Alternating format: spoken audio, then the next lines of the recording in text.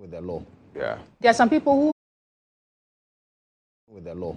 Yeah. There are some people who haven't, but I mean circumstances led them there. I That's another understand. conversation So too. keep praying for grace. Circumstances led them there. I That's another understand. conversation So too. keep praying for grace Yeah. to take you out of situations that would end you in jail. I've told myself that I would not even situations that would end you in jail. I've told myself that I would not even go there to visit anybody. No, I think you should. No, I wouldn't. Because one time That's I the only- visited the Koforidua prisons, I Yes. spoke to one inmate who had been released, and I asked him how has he been coping. He spent like a year or two. And then he said, oh, in Chi, because he's been to the boarding house before in Essex, he just psyched up his mind that, it's just like boarding school. Because you're regulated what to eat, when to sleep. Yeah. There is sleeping time, there is time to wake up. And then the bathhouse, oh my goodness. So, when I got home, I was like, I think that would help. If you are incarcerated and you assume that, if you've been to the boarding house before, you know how difficult it is to be confined in an area. In boarding house, you have vacation. Prison, there's no vacation. That's the only difference. But I mean, to keep you going, that should boarding help. house, if Chairman Wontumi, for instance, 20 years, which boarding house do you go to for 20 years? But you and I know Chairman Wontumi will not be there for 20 years. Hey, Dede, I know. I don't know. That one is true. It's possible. It's possible. He won't be there. He won't be there. At least if, anyway, let's carry on. Let's carry on. Yes. But that should not be the case. So we're trying to reach Dr. Palgrave To have a conversation with him. And he was the first to break the news to us that Chairman Wontumi was still in the race, even after his incarceration. Right? And now that, per this statement, Chairman says the party's interest above his personal interest. It will be good to hear from Dr. Palgrave I'm trying to analyze. But whilst we try to raise Dr. on the line, you know that the National Security Coordinator has served a caution to all of us. That I remember I was in Parliament when they brought this vigilantism and other offences bill. Act 999. Exactly. And many people said it was needless, especially the NDC then. They said it was needless. And that we have enough laws to deal with anybody who engages in vigilantism and what have you. And this was on the back of Ayawaso West Wogon. So it was more or less like a knee-jerk reaction that. And in there, we managed to add land guards. So if you are prosecuted and convicted as a land guard, you actually serve a minimum of 25 years in jail. It's in there, it's in the law. Right. But do we still have problems with land guards? Yes, we do. Now they have actually come very close to the prime areas. Adrigano. Land guards are operating in Adrigano. Before the law, they were in the Asalaja and the other places. That's before I moved there. Before you moved there, Yes. yes. Now there's no Langardism in Ashalaja. Nice one. Yeah. Nice one. So now they've moved to Denchira. That's true. I think I agree with you. So that now what the land guards and vigilantism, political party vigilantism activities being proscribed, they've now turned themselves into community watchdogs. So they tell you that they are members of the neighborhood watchdog committee. Rebranding, yes, rebranding. And so National Security Coordinator is warning all of us that, and they are preparing for 2028. They are preparing. And I remember when Abdulkmanov happened, what did we hear? People said, oh, okay, if Abdulkmanov had happened and the system did not deal with the perpetrators, then, well, boot for boot. And so it didn't come to me as a surprise at all when the National Security Coordinator made this revelation. I think the Peace Council and many others who champion the proscription of vigilantism and other offenses will also now ensure that the law works. And let's start. It's good that the revelation is now. So we start ahead of at least we have some time. As media people, it's stressful enough for us to cover just the election. They should not add any other thing to our problems. Anyways, well, Ibrahim, thank you so much. And that's Ibrahim Al-Hassan helping us with Inside Out. We'll now take the papers and get to understand exactly what they're reporting this morning.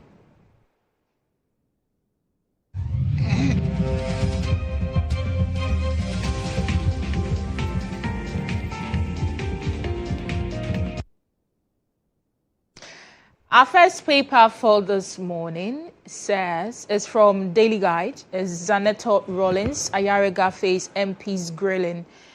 22 billion Ghana cedis gold board sale losses. MPP backs minority for inquiry.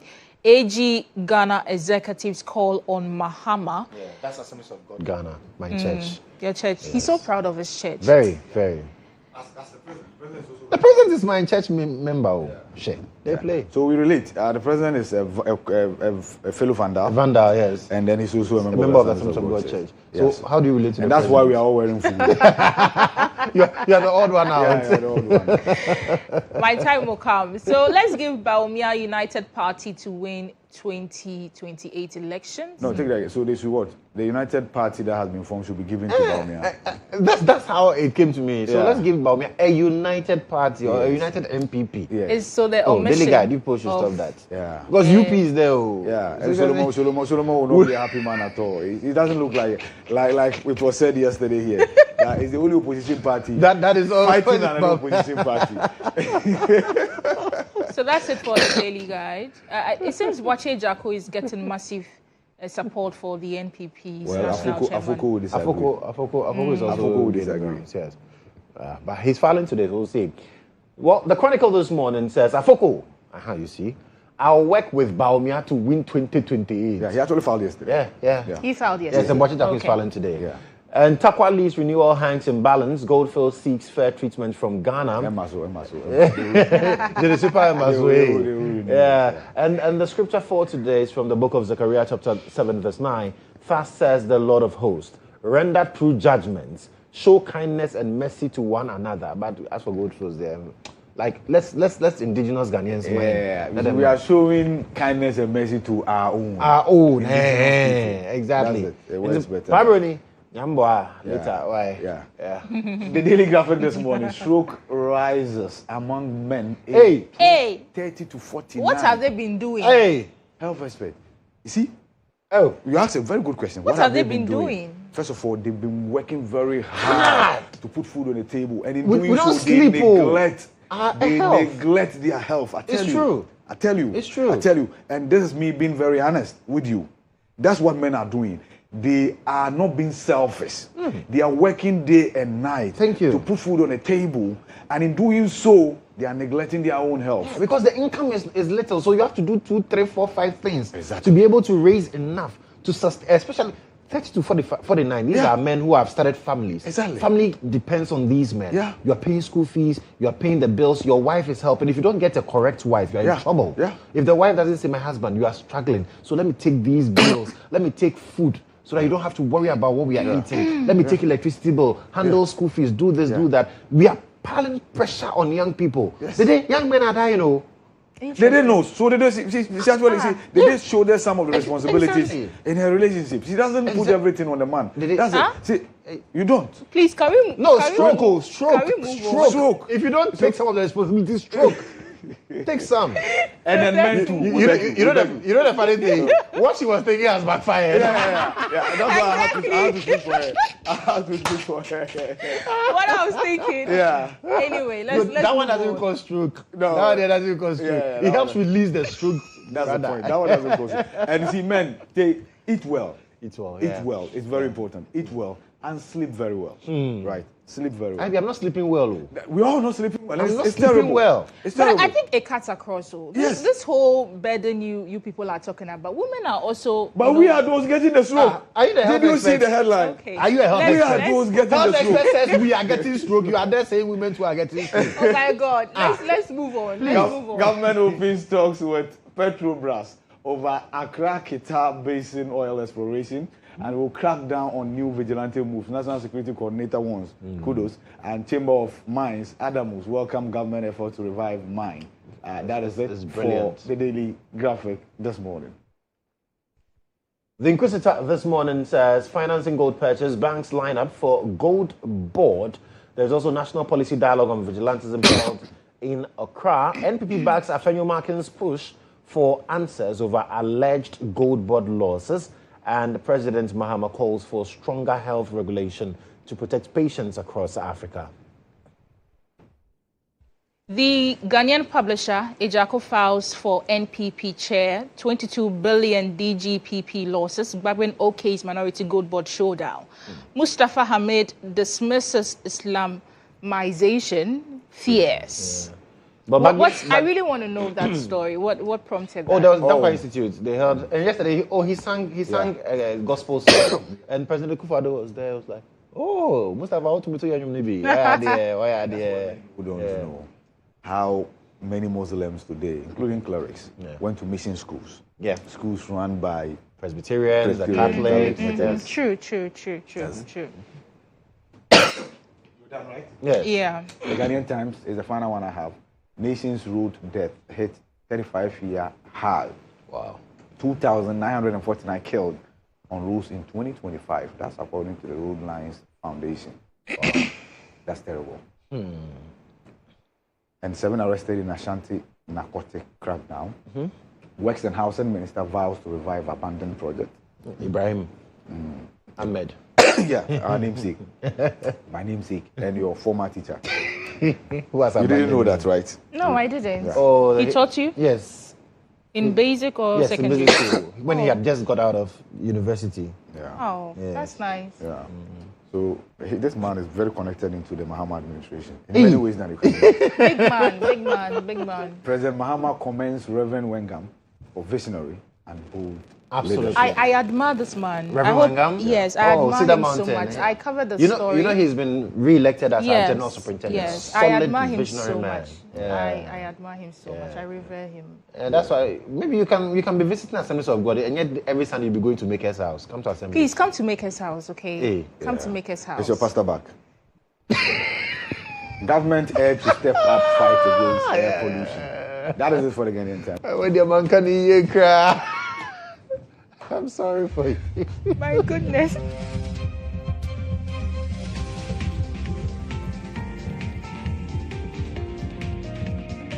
Anyway, we're done with the papers.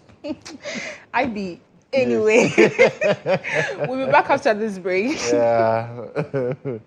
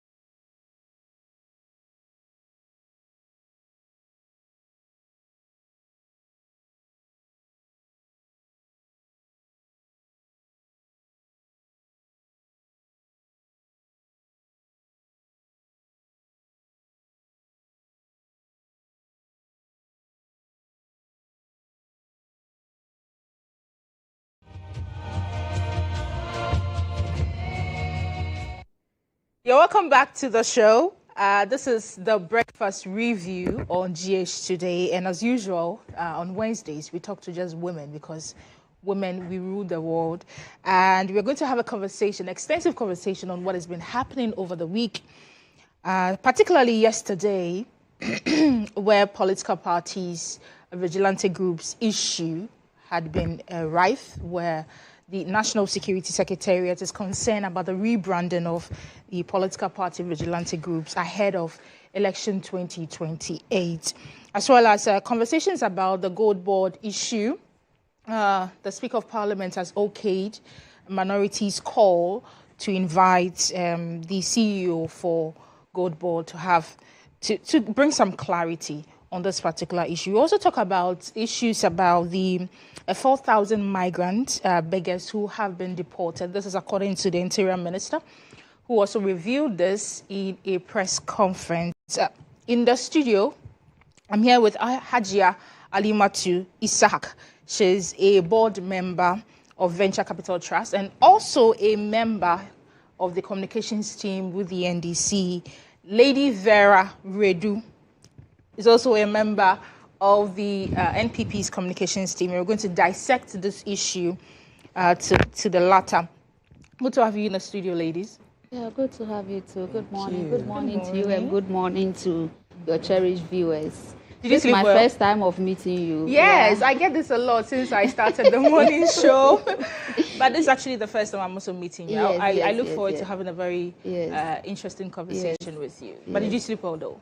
I've never been able to sleep well. Why? So sometimes I feel I'm sick and all that. You know, I'm on my PG program with the University of Ghana, and it's been quite challenging with deadlines and all that. But I mean, we'll see how it goes. It will pay off. It will pay off. Lady Vera. Well, I can't complain. Generally, you know, women, it's quite stressful, especially when you're a career woman, you are doing a little bit of politics, you are schooling, you have a family and children to take care of, you have your entire community to care about. So it's a general thing that you are always, your hands are full. But I always say I thank God. I mean, once you wake up, you are alive, you are healthy, you have your friends, your family, your loved ones. I mean, you say, thank you, Almighty. So for me, I would say I thank God for everything. And I'm very glad to see you this morning. You know, it's awesome when I come to GHOne, meeting you wonderful women here. And your crew, you know, they are awesome. So I think I would say we thank God for everything. Okay, that's, I mean, women, I think we have a lot of things doing at every time in our lives, but it's really good to have you on the program. Let's start off with, Lady Vera, I'll start off with you, because Chairman Wontumi has released a statement declaring his intention to, in fact, he's withdrawing from the race. I know a portion of the NPP's constitution may have ordinarily prohibited him because he's a convict. But for him to actually send a statement, how does that come to you? Thank you, my wonderful sister. Given this opportunity, I think it is just right that I say a good morning to your cherished viewers, and then to our wonderful, super competent and visionary, compassionate, His Excellency, Mahmoud Bawumia, wherever he is. I send my greetings to him and his entire team. And of course, the leadership of my party, that the party I represent this morning, our acting chairman, Chairman Buti, and then our affable General Secretary, Justin Kodjo Frimpong, and everyone out there, especially men who give women opportunity, and then women who support women. And to my wonderful sister, I think this is about second or third time we are meeting on set. Yes. It's great to meet you once again. Great to meet you. And then to Two individuals I can't leave out. Give Lady me the Vera. opportunity. Okay. Two individuals, Okay. Davdik and then Auntie Mary, for holding the fort for me this morning. I mean, for me, with the statement issued by Chairman GHOne to me, Mr. Nchibo Siako, I think he's the current, I think, Ashanti Regional Chairman. We just held our regional elections, and then Mr. Koka just won. So I think it's not something new. We all know what happened in this country with this political persecution, and then this political incarceration. You're still defining this as a political incarceration. Oh, my sister, it is. What can we say? It is because as we sit on this studio, you and I know that Galamsey is ongoing. Galamsey is ongoing, and it's worse than ever before. It is something that is ongoing. And Chairman GHOne, to me, for what I know, I don't know him for doing any Galamsey. I don't know that. I know that he was having a concession to do legal mining. And so the contention was that the lease was given to another person to do it, and by our laws, it's not allowed. That is why he was jailed. And so for the MPP constitution, and even in Ghana, I don't think that a prisoner can contest for a national position. Let's say the upcoming elections, presidential election, and then someone is in jail and they will file to contest. I don't know of any. So you saw this coming? So, I mean, for me, I was rather surprised when he picked the forms to contest. I was a bit surprised. But to withdraw, I don't think it's any surprising issue. I think it's normal. And he and his team have their reasons. And you know, he's still appealing his sentence. Case, right. So his hands are full. And I don't know how his team are going to campaign all over the country, because the upcoming elections is just about a month away. I think 3rd October or so, yeah. So I think that he's thought through and realized that it's prudent that at this point in time, he concentrates on the legal issues. So for me, I think it's very normal and it's the right thing to do. And I will applaud his team for taking that step. And kudos to them for doing that, so that the legal issues can be dealt with whilst the party is also handling the enormous responsibilities of running the upcoming elections. So I think it's, for me, I think there's We're nothing. still trying to get Palgrave to get a reaction on this particular matter, but Alimatu, yes. What do you think about his withdrawal? Okay, Briefly. Good morning to you, and good morning to your cherished viewers. Good morning to my sister, and good morning to your team. They are the background efforts consolidated to enable us to sit here to be able to serve our country. So kudos to them. We appreciate them. Okay, just a quick one on that. My sister did indicating that it's a political persecution. Persecution is persecution, and prosecution is prosecution. When the former president, His Excellency Nana Addo Dankwa-Addo, was asked on prosecution of certain individuals, seemed to have leanings with the National Democratic Congress, he did indicate that the judiciary is judiciary and is separate from the executive. And the last time I checked, I don't think that has changed. And I think we need to be truthful. We all know the fact of the matter. We all know what went into the decision of the judge. And so it will be unfair for any of us to sit here this morning to make the claim that it's a political persecution. Okay. But you see, when I heard that Chairman Wontumi had picked a form, I was so surprised that I couldn't be surprised enough. In their own party, they keep introducing the new low standards, sinking in it, introducing further. You know what? If Wontumi had happened to be an NDC member, he wouldn't have for once thought that if you have to face the state in an issue of such gravity, he wouldn't have even thought for once. He would have been battling his case with the state instead of thinking of a further ambition. But, I mean, as usual, he thought that in the NDC, every other thing is possible. Everything can be overlooked. So far as you are resourceful, so far as you seem to have fed few mouths, and so anything is possible. So I don't think he should have even thought of that in the first place. He should focus and fight the state to free himself if he thinks that he's not liable. He thinks that he has not done any wrongdoing. That is why the law is allowing him to appeal. So he should take advantage of all legal avenues available to him. He should avail himself to the law and forget about thinking of leading people. We lead people by nothing, by example, by deed of record, and all of that. So I think he should focus on himself and then face the state. Okay.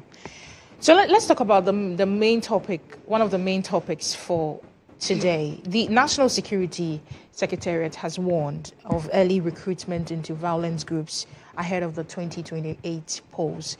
And it was a presser, or shall I say, a dialogue that happened yesterday. But there were some key points that were raised in this dialogue yesterday that I think it would help us structure the conversations. So the Colonel Festus Abuaje, he categorically stated that the NDC and the NPP, both big political parties, have a gentleman agreement not to prosecute each other. And then it also waters down the entire essence of the Act 999. So first of all, let me come to you, Alimatu, before I come to Lady Vera. What is your general thought on the submission by the National Security Secretariat that says that vigilante groups are now rebranding? You know, they are coming up in disguise. And how concerning is this towards election 2028? Okay. This is quite, vigilantism to some extent has been in our political space. And I would always say that we saw the murder of political vigilantism in the Ayawaso by-election when I was the executive secretary for Coalition Against Political Vigilantism. So I was actually at the venue during the election. And never have we seen that in our political history. State impunity, the very state that was given the mandate to protect its citizens, attacking its citizens. You know, the truth is that when you have the mandate of the people to serve and you work diligently, you don't need to arm twist anybody to get elected. And yet, what did we see? We had people that would not listen to the good people of this country. We had people that will continue to waste the resources of the state. And so they feel that the citizens will not vote for them unless they arm twist them. They beat people, they open fire on its citizens. Where have you seen this before? And so as a result of the Ayawaso by-election came a Milshot Commission. A commission that sat and did thorough investigation on the matter. And then certain individuals made certain concessions and admonitions on live television. And so the commission report to the president recommended, amongst others, Brian Champon, Azugu, amongst others, to face prosecution. And what did we see? Laxity. As usual, when the government is not committed to addressing an issue, you could see in their action ad hoc and reactionary towards every situation. Okay, then we went ahead to have the Vigilantism Act, Act 999, spelling out what should be happening to individuals who are seen to have committed an act of political vigilantism against the state and its citizens. What did we see? Nothing happened. Even after the Ayawaso by-elections, you had international bodies such as UNDP, various civil society organizations, and even a paper that I just cited yesterday, amongst others. I mean, about 5 different papers, trying to draw the correlation between political vigilantism and outcome of elections. And the papers found a strong correlation between political vigilantism and victory of seemingly political parties that deployed those tools. All I can say to this is that it is an endemic and it has to do with the state to deal with. This government has shown enough commitment in every aspect of governance of our country, and that is how you win the will of the citizens of the country. And so, as the government itself has shown, our security architecture should be able to have effective surveillance system to survey the system and identify early warning signs. It is out of these signs that will call for them to act to address some of these issues. So it is good that our security architecture has been able to identify, the critical question that we're asking as Coalition of Civil Society Against Political Vigilantism at the time was that the government at the time did indicate that these political vigilantes are dissolved. And the question we asked was that they are dissolved to where? And others at points that allege that some were absorbed into the security architecture. So then, you would know that it was just, as usual, rhetoric. Once their action, in fact, if they didn't need them to protect them in the first place, we wouldn't have seen that, because never had we seen that. In 2016, NDC went into the election, and when we lost, we accepted the will of the people. The people of Ghana didn't want us to lead anymore. And then we accepted. That is the democracy we have subscribed to, not dictatorship. So you expect that people go to the poll peacefully, vote, go home. At the end of the day, their votes are counted. If it favors you, if it doesn't favor you, that is it. And you have the ultimate responsibility to work for the good citizens of this country. So once you work, the people will fall in love with you. It's natural. If you do what the people say you should do, if you are able to implement your campaign policies, why not? The people would continue to support you. So that is the strength that political parties must leverage on. It is not an avenue to extort. It is not an avenue to make the people regret. It is not an avenue for the state to even go to the extent of doing atutubotom, a state that puts its hand in the pocket of its citizens and take from the citizens. Okay. So the reason why I needed your understanding or clarity on this particular matter was that it sounded as if Colonel Festus Abuaje meant to say that both political parties are in on this.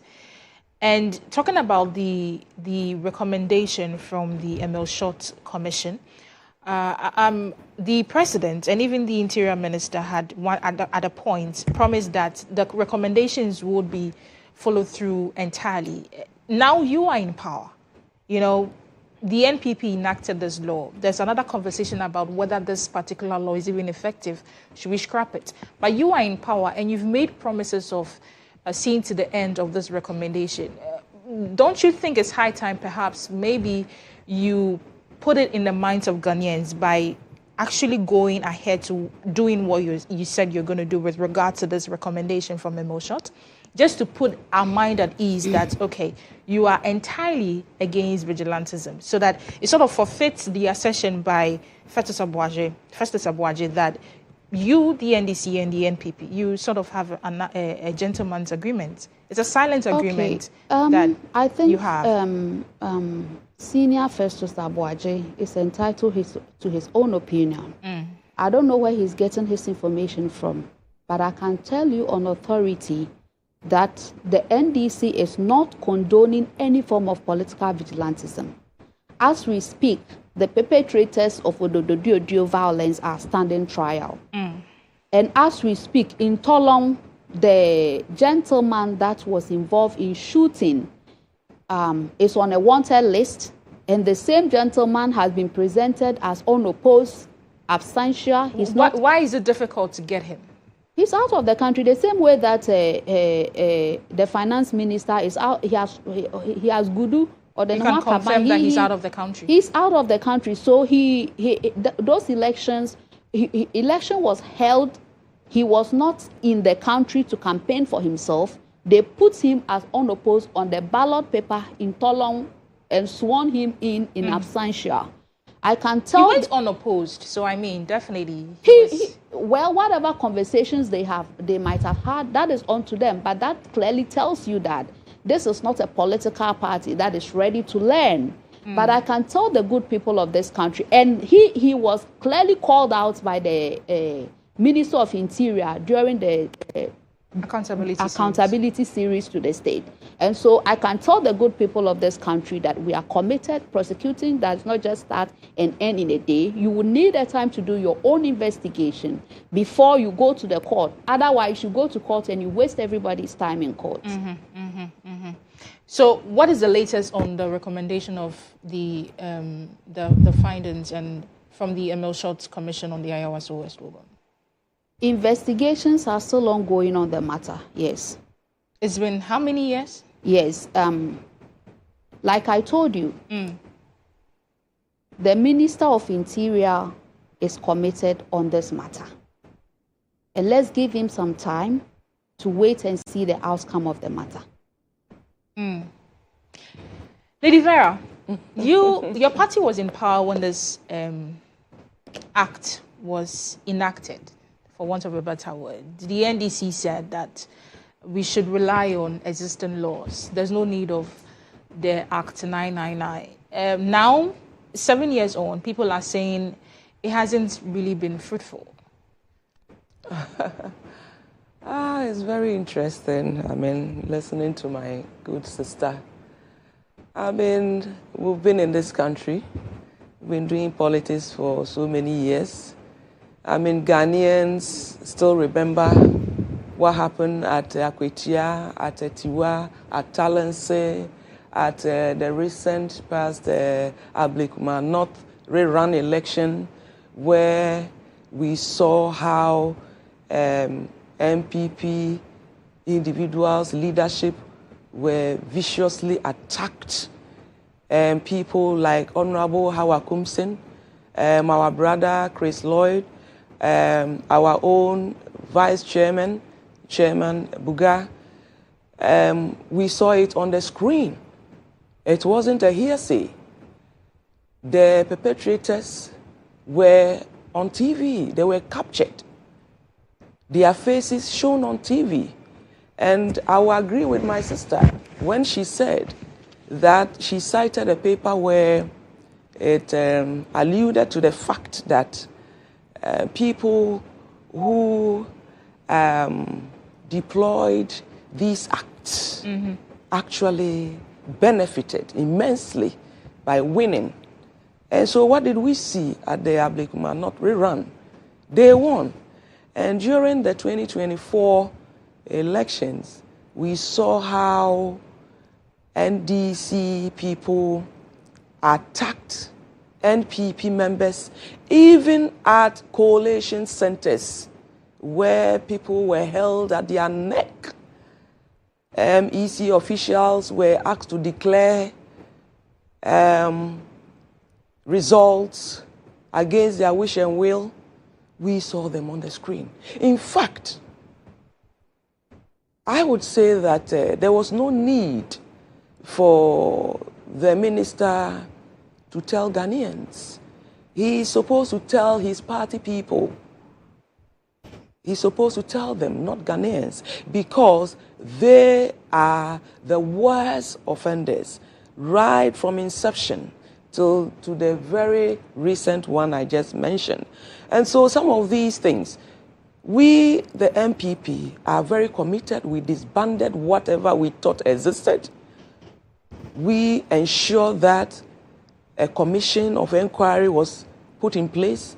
The Act 999 was done, and we followed it to the letter.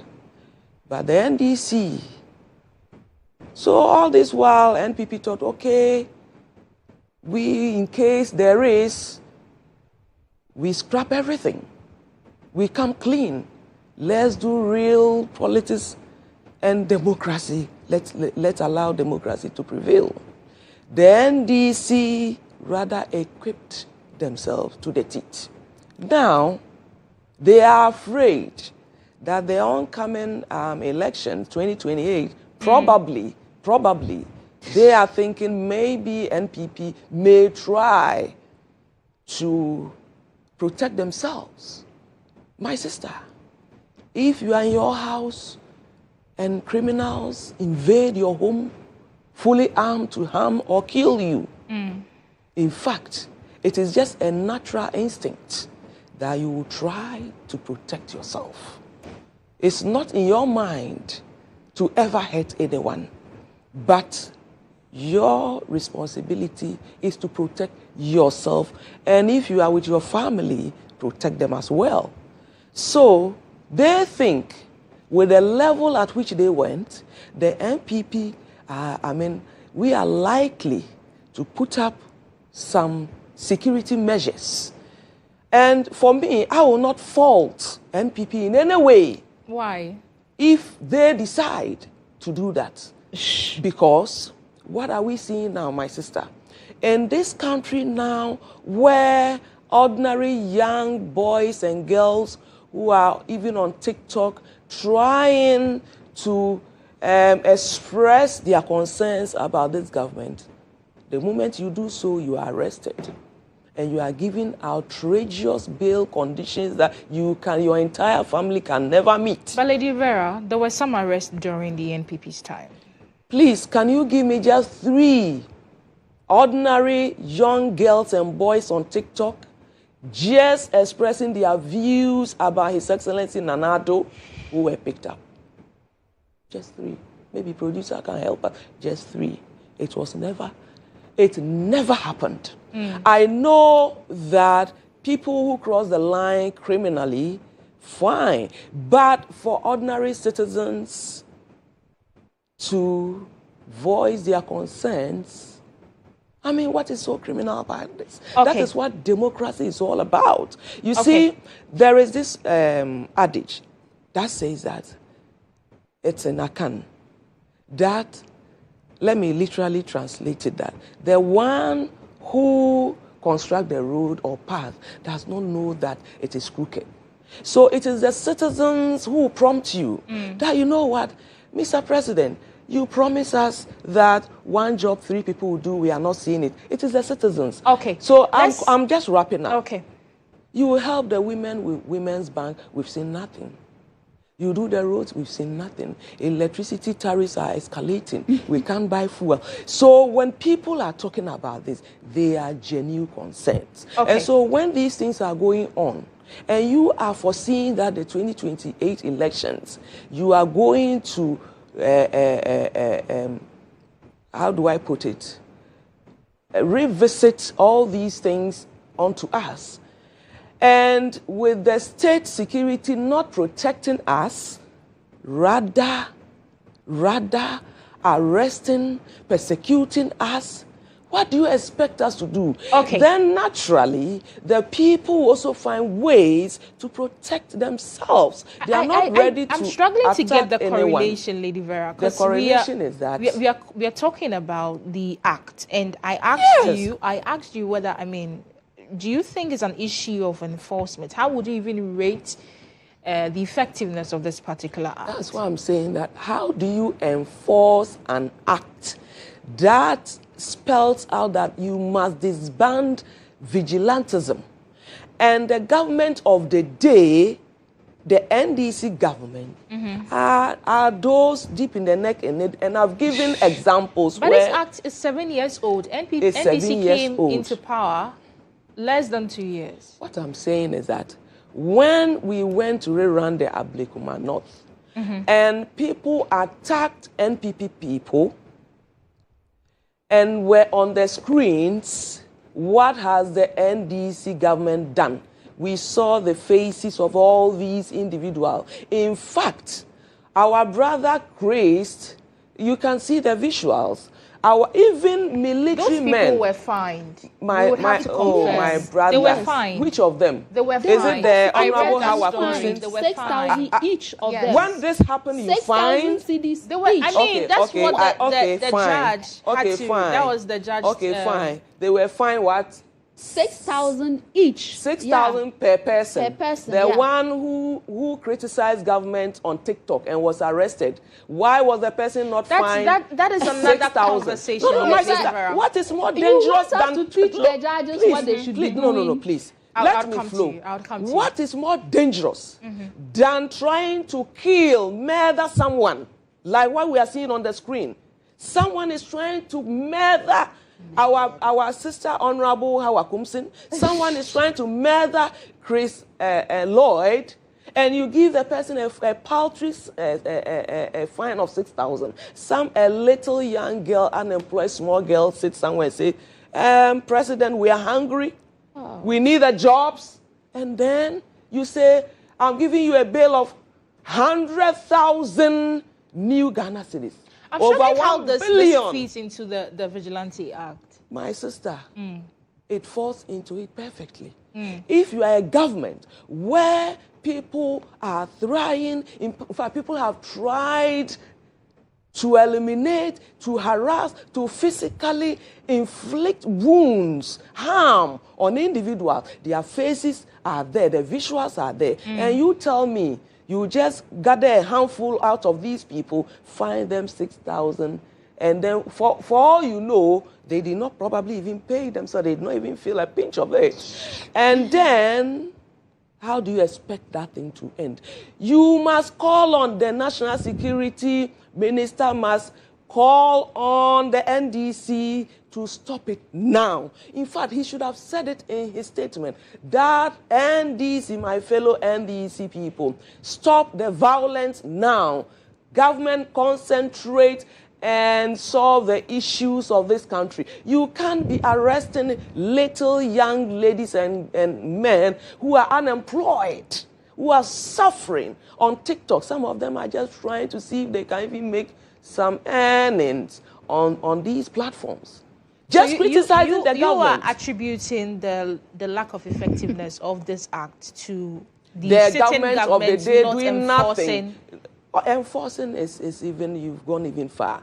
There are people who meted out these things against Ghanaians. Let me put the politics aside. Who meted this harm onto Ghanaians? What have they done to them?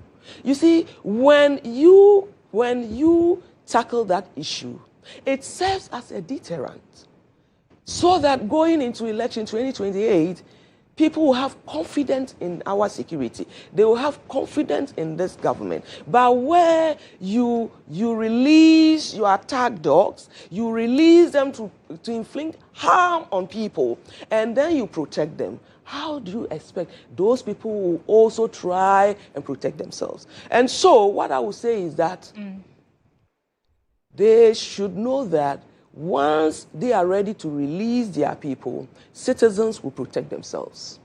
It's as simple as that. I would come to you to ask you a subsequent question about, I mean, you put in the law, you set up a commission.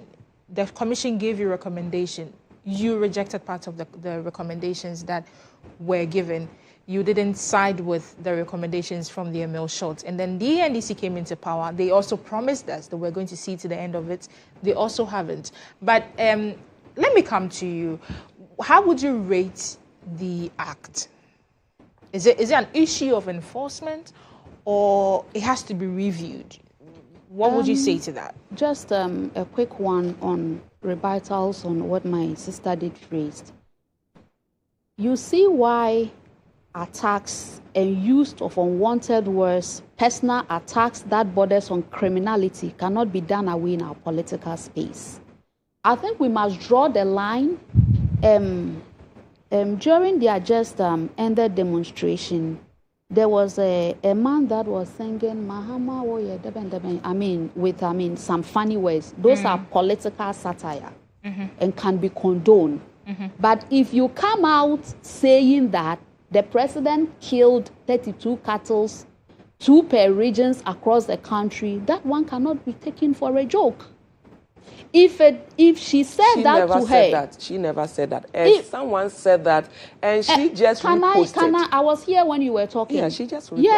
I was here when you were talking. When she's done, because she never said that. I think that we must draw the line between political satire and serious issues that borders on criminality. And I don't think that if it is done to the other person, because you are on the defense, then you quickly come to support it. What does that mean? It means that more and more people will be attacking each other, and who knows, tomorrow it might be your turn. On the Vigilantism Act, when it was passed at the time, various security experts did raise issues of commitment. It can only happen when there is a political will, when there's a political commitment to its implementation.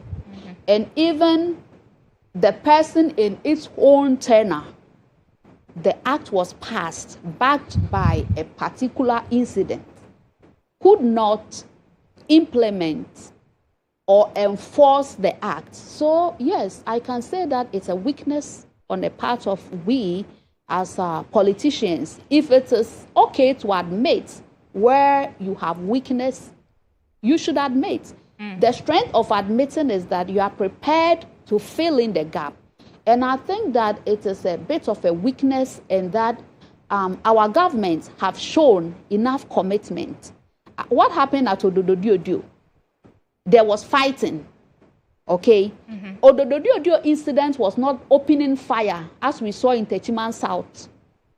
It was not as we saw in Tolong. It was a pocket of violence in the electoral area. And so if the people were prosecuted and they were fined to pay, I'm not the judge. It's the decision of the judge.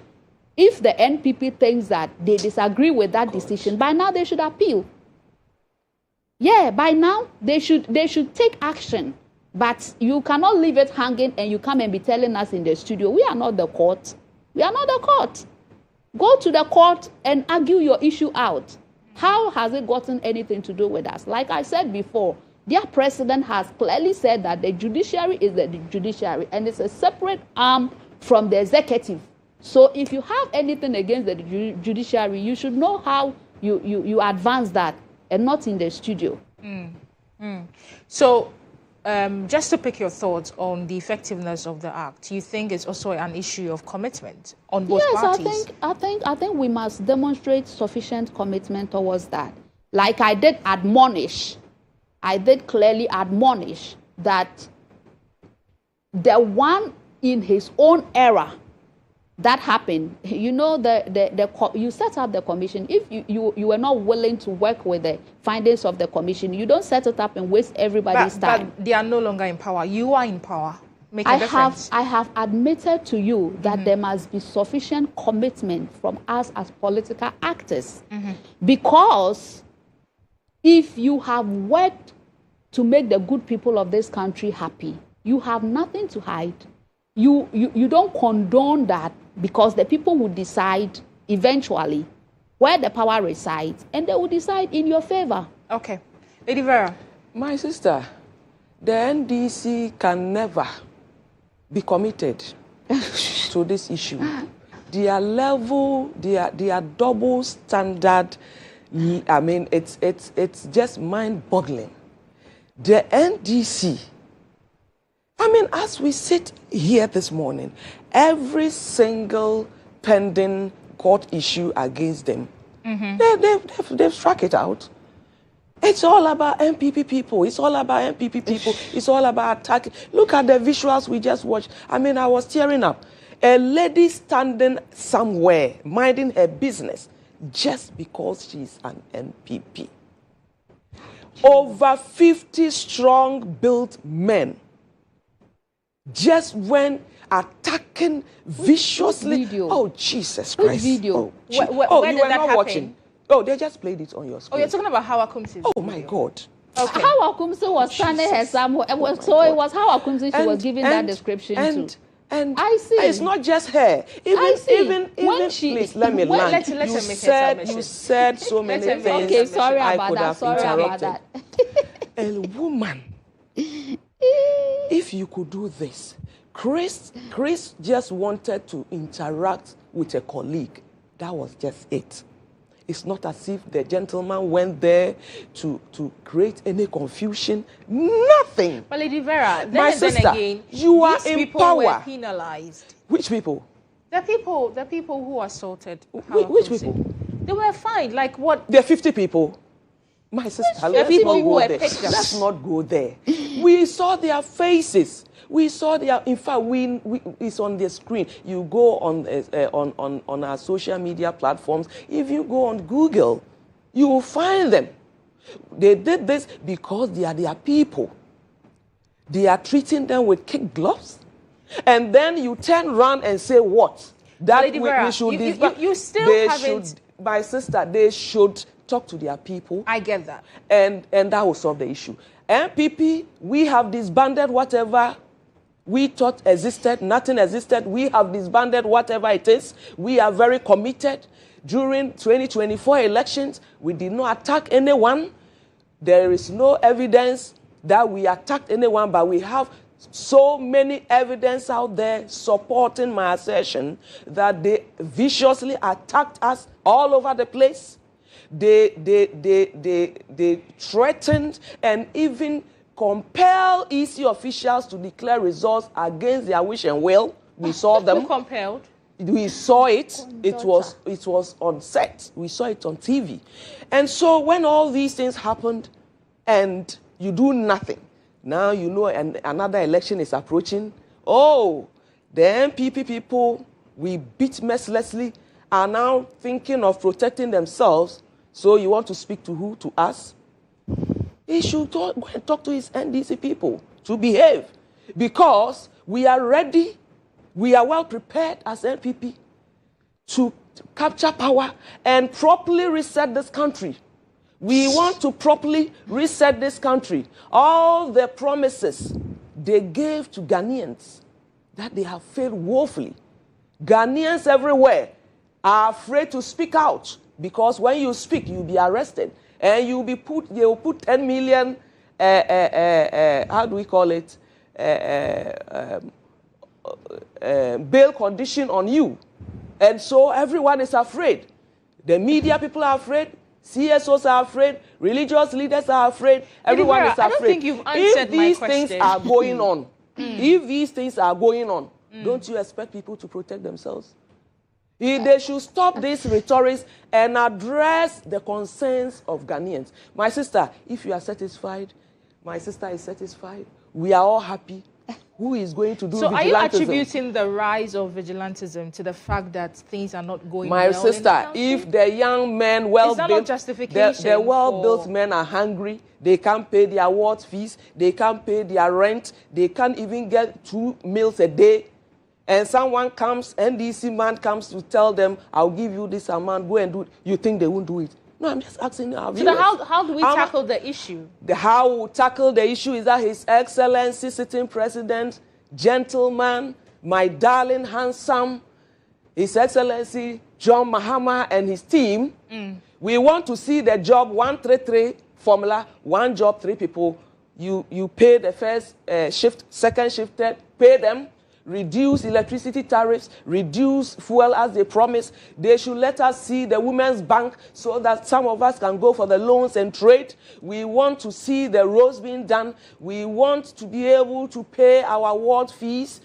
This is what we need. So they should address these issues. Once these issues are... And in your opinion, if they address these issues, vigilantism Why is not? toned down. Open the phone lines and listen to the youth of this country.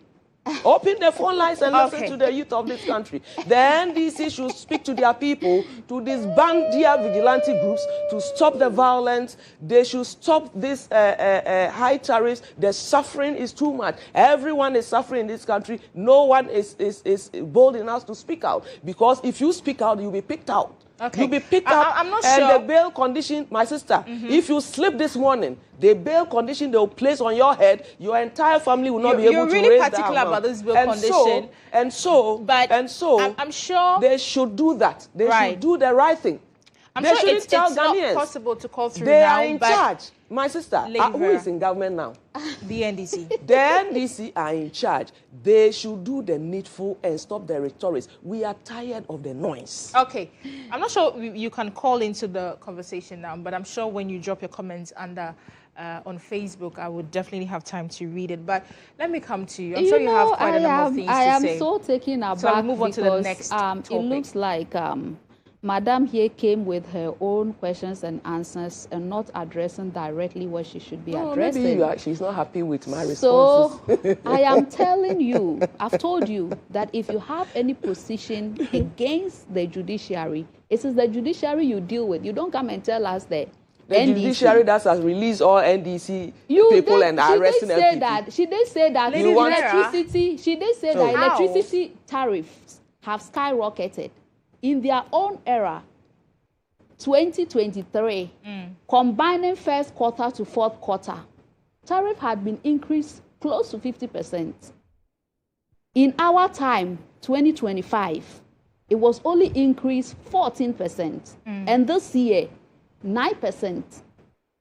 In trying to address the indebtedness, you see, if you want to move outside the subject that we came here to do, it will not favor you. It won't favor you in any way. So let's stick to the subject, the reason why we are here, because that's what the people of Ghana, the questions that they have for us is what they're expecting us to answer. But if you want to move toward out of here, we will all move and it will not favor you. Okay. You have to give me opportunity. No, so you've how had is your that, time. No, You've how had your is that time. not going to favor me? Because Ghanaians even are hungry, me, the question I asked Ghanaians you are hungry. about Don't you know the reduction the in judge- inflation? the Don't judges- you know the spending rates? My Don't sister, you know the that's why I'm those telling her who that it will judge- not favor her. Those Maybe who it's will for judge another this day. conversation, Yeah, it's not the for three another of day. us. It's Okay. the viewers. Okay. You see, we don't need. You see, you don't need to understand me. You are not in my shoes. It is the viewers who You are are the hungry. only It is the opposition viewers. that is in It is the total viewers. disconnect with It the is the people of this viewers country. who are struggling with their finances currently under this government. If they are excited, And how we does are that not got to do rates- with... I have explained it over and over and Yes. over. I'm saying that. Okay. Idle hands. Even the Bible says that. Idle hands. What happens? Lady Vera, let me ask you one happens? clear question. Like I said earlier, this commission was set up by your government. Recommendations were given, but it was rejected. You are here talking about commitment to the fight against Because we are in vigilantism. opposition. We have a government. If you're known to not have heeded to the recommendation of this commission you set up, how do you expect us to believe that you're actually on the fight, on the same page when it comes to the fight against vigilantism? That is my question to you. Where you are not getting me is that we can never, MPP can never be on the same page with NDC on vigilantism issue. They are in power. The entire state security is in their hands. If they want to implement anything, it's in their hands. They can do As it. we speak, Why? Because the it goes government against them, and has so they are not disbanded ready to commit to anything. guns. So what? So does that they are mean telling that us- does that mean that there's actually a very silent agreement between the NPP and the NDC that we are doing nothing? So it's their issue. MPP are doing. We are in opposition. We are minding our business. We are reorganizing ourselves to come and take power and govern this country properly, so Ghanaians can have some leverage. Like when we were struggling under COVID, that we gave freebies. Now we are struggling. What freebies are being given? They are squeezing us further. So if Ghanaians are suffering, when Ghanaians are suffering and the youth are unemployed, what do you want them to do? They have idle because hands. they are in opposition, they have You the have the liberty power. to They push the voted us responsibility out. on you. They voted to us make out. sure that Sweetheart, you they make a voted us difference. out. You know what? You are in power. You know what? cannot implement it, so you This want is us the to do first what? time I am seeing an opposition we should do what? that is completely disconnected with the people. Because opposition is in sync with the good people of this country. As we speak on the vigilantism, the Ministry of Interior has disbanded arms, sale of arms to individuals. What is it doing? You cannot have access to the arm. You mean they are the only people who sell arms? When people are buying it, I mean, what are you understanding about a policy? Things happen, and then we are talking about. Lady Vera, you had your time, Lady Vera. You had your time, but you would have your time to rebut, please. Make your submission. You are talking about a national policy. Where does arms pass to come to this country? Is it not true about this? The government is in power, so they should deal with it. Is it not true about this? They are speaking as if we have forgotten about their own record. Since when did the people of Ghana issues became of concern to you? You have been in power. Since when? Lady Vera. When you buried $58 million in the hole, just close to this place. That is the cathedral matter. That is the cathedral matter. Okay. Okay. We are coming to that topic. All right. Okay, we are coming continue. to that topic. Yes, Lady Vera, please do not interject. When please. the issue of Ghana became of concern to you, you have never bothered about the people of Ghana. You never listened to them. Now you are in opposition. You are preaching like what? You are preaching like what? We have shown you our commitment toward that. Lady Vera, please, can you please? It's not about rhetoric commitment. What have you done? Her mic off, You should tell us. You would have your time to speak, Lady Vera. Continue, please. She's talking about the economy. She's talking about it. We have seen the drop of inflation rates. We have seen lending rates reduce where people can borrow more and more and more and do business. If inflation reduces, what is it supposed to do? Government policies are supposed to cushion the country. So when we have to look at their own record of over 20% inflation in their time, and they say what? The one that was in charge of the public purse, the finance minister, we are still looking for him to answer questions. If you have any advice, I think you should offer that advice to him, that the people of this country don't come and sit here and pretend as if you care about the people of this country. They are looking for their money. It's in the pockets of the finance minister that has Gudu out of the country. He should come and answer that to the good people of this country. Until all these things are done, you cannot come and sit here and be saying this thing. You are completely in sharp disconnect with what the people of this country think. So you see now, when the NPP speaks, it is not for the NDC to come and rebut. It's for the good people of this country that do not see the reasoning. You're still underrating the people of this country. You see, you can shout, you can jump, you can do whatever you like. If it does not make sense to the people of this country, forget it. When they see the gap that must be filled. The pothole that you left in this country, we are trying to fill. That's why I'm saying that if you want to move outside the topic that we came here to discuss, it will not favor you in any way because your record, the evidence does not support you. Okay, let's talk about the next conversation. We have other conversations. 30 seconds. Yes. My sister, Ghanaians are aware. We gave them ambulances. We gave them hospitals. We gave them free education. Please, let her make her stance. You have 30 seconds so that we can move on to the conversation. We gave them free electricity. And then we did, Lady Vera, constructed roads and all that. Let's talk about the voted against issue. us. You are here. What have you been able to do so far? Nothing. So let's not go there. Let's not go there. Okay.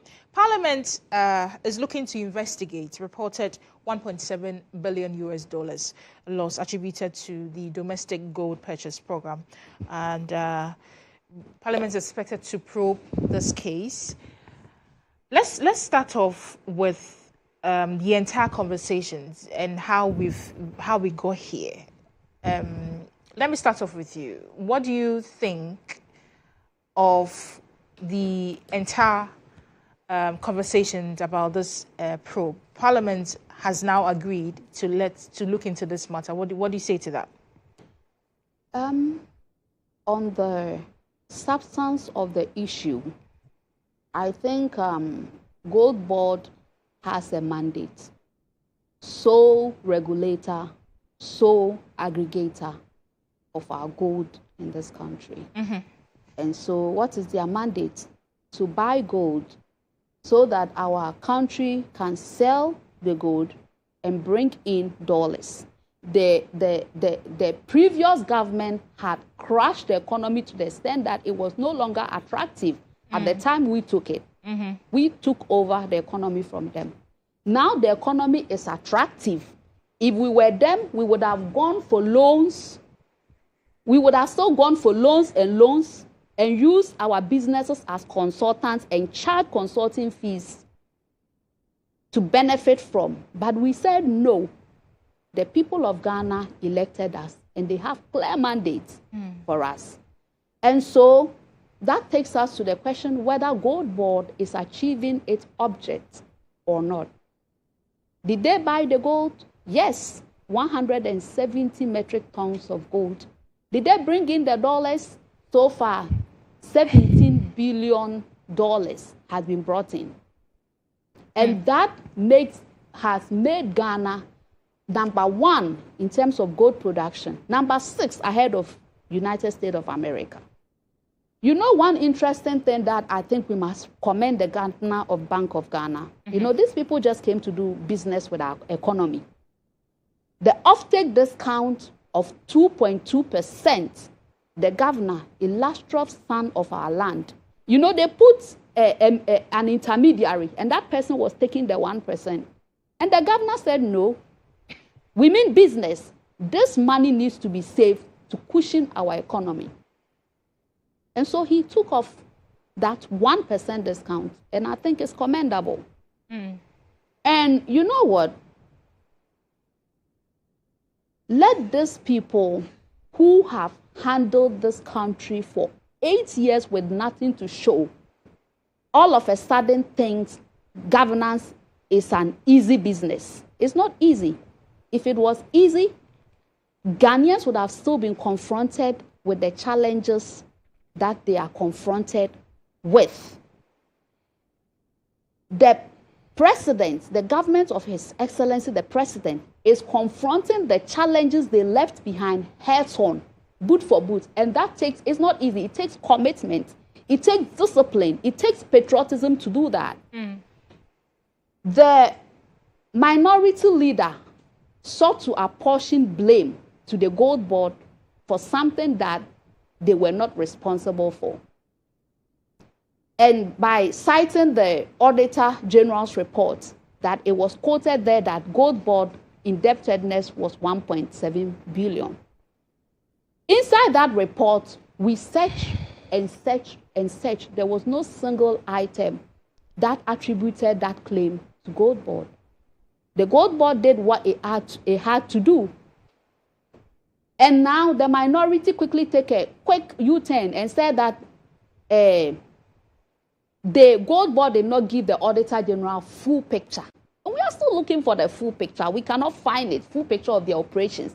We don't know whether it is the full picture of how they mismanaged the country that took them to a position that they only have 88 seats in parliament. We are still looking for the full picture. We cannot find. Okay. Then they quickly went to the IMF and said that it was cited there. Yes, of course, it was cited there with reasons given. And that it was valuation cost, it was expansion. You don't want expansion? You don't want the good people of this country to enjoy their country. You don't want to make things easy for them, and that you are angry because it is the NDC that has come to save the good people of this country through a dent of hard work, through a dent of its patriotism. You don't want that. Okay, how do you see this probe by Parliament turning out? So that it is timely, it is important, it's a news to our benefit.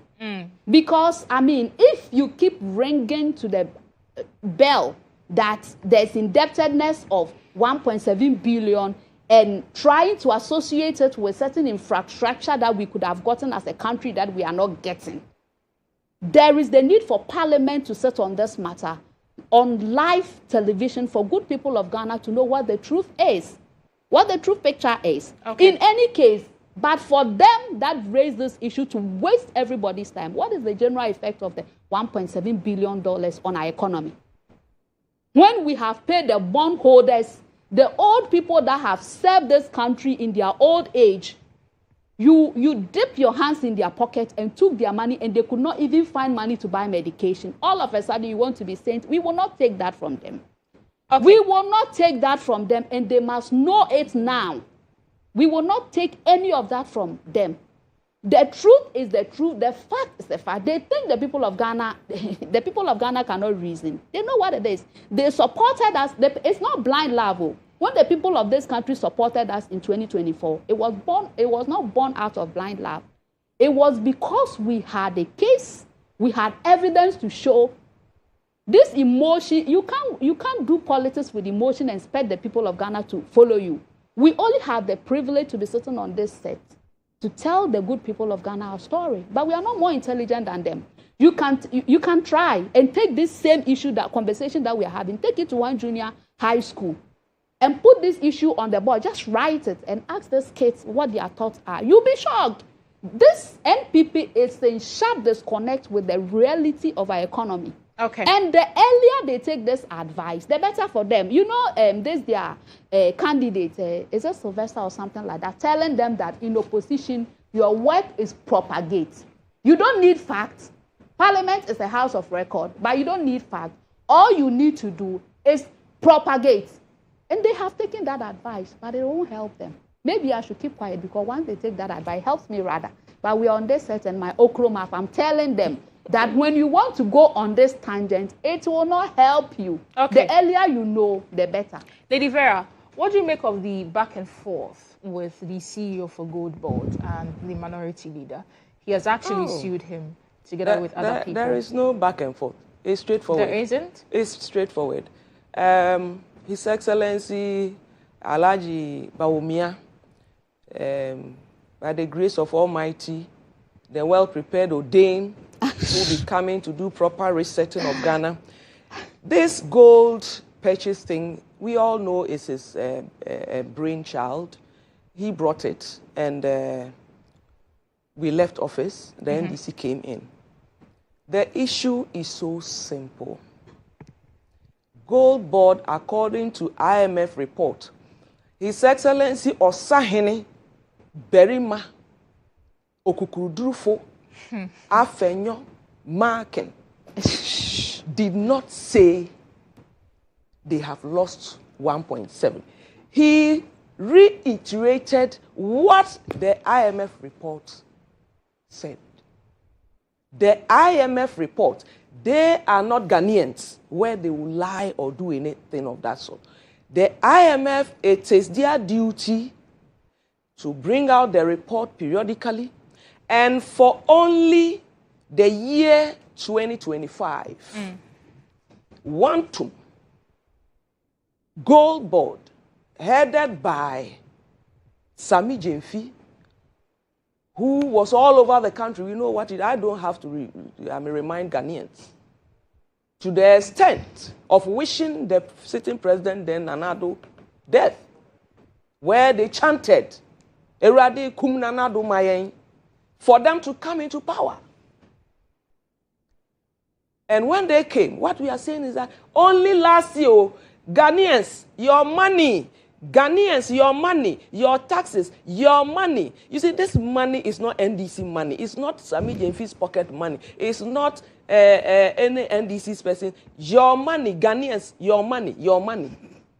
$1.7 billion, not cedis. I wish your producer could calculate it into the old Ghana cedi for me. Okay. The new Ghana cedi is 22 billion. Not million, no. We already know that. Thank you. God bless you. When I say I love you on set, people may get jealous. Thank you. 22 billion. New Ghana cedis. 1 year, one outfit, lost. And then NDC are saying what? We should keep quiet because they will arrest all of us in this country, so we shouldn't speak out. We will speak out. You have caused the Ghanaian people to lose 1.7 billion from the IMF report. We are not saying it. Now, Parliament, headed by Right Honorable Speaker, Gentleman Alban Bagbin, he is saying that they are going to probe about the amount. no one is saying that they have not lost their money. They are saying they are going to probe about the amount. That should give you some sort of peace. That at They least have lost their money. They need to come and answer to that. When we were under COVID, and His Excellency provided us with free electricity, free water, and then we had a little debt of about 400 million. They were all over. 400 million, no. 400 million, not 1 billion. Not 1 billion. Not 1 billion. 400 million. Because His Excellency Compassionate Nanado, the Moses of our time who delivered Ghana from the death of COVID and the hardship of Russia-Ukraine war, gave, workers' salary for a whole 1 year when they sat at home. And these people were all over the place. Now 1 year, one outfit. 1 year, just one outfit, 1.7 billion. So now do you know the slogan? Outfit back on 1.7 billion. Outfit back on 1.7 billion. Okay. Outfit back on 1.7 billion. So now calculate all the outfits and multiply. How much have we lost as a country with nothing to show? You are telling me that we're in power for 8 years, we have nothing to show. The ordinary Ghanaians are our witnesses. Ghanaians are our witnesses.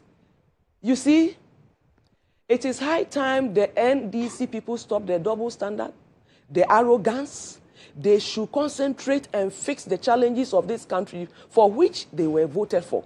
We are not in power. If you criticize us, we are not in power. On what basis are you criticizing us or attacking us? On what basis? Fix the challenges of this country, alleviate the poverty of this country, give the youth work to do. Okay, so reduce the minority tariffs for us. You filed a motion. The parliament is saying that, okay, we'll probe into this. Yes. How do you see this panning out? Well, I think I would say kudos to Honorable Osahene Afenyomakin. Are they not those who filed? Are they not minority in parliament? A lot of things have gone when it's against the NDC. What happens to it? We are all looking out with eagle eyes to see whether this one they will throw it out or they will surely probe it and let us see true democracy prevailing. The ordinary Ghanaians are watchful. On 2028, they will show them. They will show them. Okay. Because if Honorable Osahene Afenyomakin hadn't flagged this thing in the report, then DC are in majority. Why did they shelve it? Why were they hiding it? Now it's in the public. Everyone knows. That one outfit, 1.7 billion. One outfit, 22 billion Ghana cedis. One outfit. This is what is going on in the country. Okay. And so every Ghanaian must rise. They are increasing electricity every day in and out. Fuel is going up. They've added 1%, 1 cedi on every liter of petrol. For Ghanaians to suffer, 1 gallon, 4 cedi 50 pesos. And then you are making these losses, 1.7 billion, one outfit, and you say, well, we should keep quiet because you arrest us and put 10 million Ghana cedis bail condition on our heads. We all speak. Then they will arrest every single person in this country. We will criticize the government. They should sit up and then fulfill their promises. They should fulfill their promises. We are tired of the rhetoric. We are tired of the threats. We are tired of all that. Fix the problems. Fix the country. We want results now. Okay, so now the probe is in the hands of Parliament right now. Yes. But the minority leader has taken a personal step. He has sued Sami Jemfi and of course, quite a number of people. The reason why I'm asking you this is because when this issue came up, he granted an interview and he did not even indicate his intentions of suing. But later, the following day, we saw the suit and then he's making certain demands because he felt that the name he was called was inappropriate. What is your reaction to that? Oh, my sister. When the NDC people are all over saying we did nothing, these honest people are the only people who will say some of these things.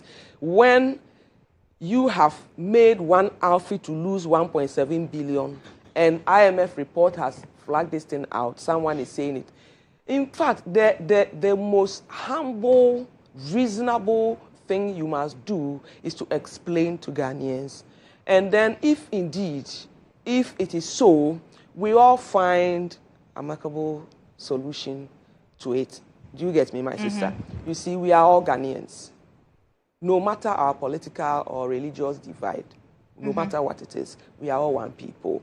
And when it goes bad, it goes against all of us. As we are all struggling, it's not only NPP people who are struggling in Ghana. When the light goes off, NPP, my sister and I, we are in the doom. So if the electricity tariff goes up, we are all in it. Therefore, if this thing has happened, as the CEO, if you've decided to come out and speak to the issue. The issue is that we gave you this outfit, and within just 1 year, you've made $1.7 billion, 22 million Ghana cedis losses. And this money was pre-financed by the Bank of Ghana. And as we speak, as of 1st July, the Bank of Ghana has decided to stop pre-financing, because if they continue to pre-finance, it means that probably this year they will lose about $3 billion. Okay. And so, in wrapping up, all he had to do was to be humble as a public servant, because it is our taxes that are used to pay Sami Gyamfi. In fact, Sami Gyamfi is a servant of this country. Sami Gyamfi is serving Ghanaians. It is our money. It is our, in fact, my money is part of his salary. It is our taxes used to pay Sami Gyamfi. And so he should be humble. If he thinks he's dealing with gold and he has amassed so much, I'm sorry. He should be humble and stop the arrogance. We knew him back then. He was in opposition. And so we could understand. You are in power. You should learn to be humble. You should learn to speak with humility. You should learn to explain issues. My sister, don't be afraid they will arrest me. Arrest you. Let me speak. You see? If this issue has come up, speak to the issue. And then you want to divert attention, then the Honorable Osahene is extortionist. Okay, even if it is so, does that erase the fact that you have lost 1.7 billion? Does that erase the fact? That's the matter we are speaking. You see, it's the same as them being in power, doing absolutely nothing and talking plenty. okay. They should fix the problem. You have lost 1.7. Come with humility. Explain. You are serving us. If as I speak, I sit here, Sami Gyamfi is serving me. My taxes are paying him. He should respect and be humble. You can't squander, mess up this amount of money. And when we talk, you come and sit there pompous with 5-10 security men following you here and there without pomposity. And then you tell us that someone is extortionist. He shouldn't let us talk. Oh. Now the matter if you want to know who is the real extortionist, they shouldn't bring that matter. Oh. So, if Osahene has sued him, he should sue him. I'm in full support. He should sue him. Whatever he is demanding is too small. He should multiply it by 3,000.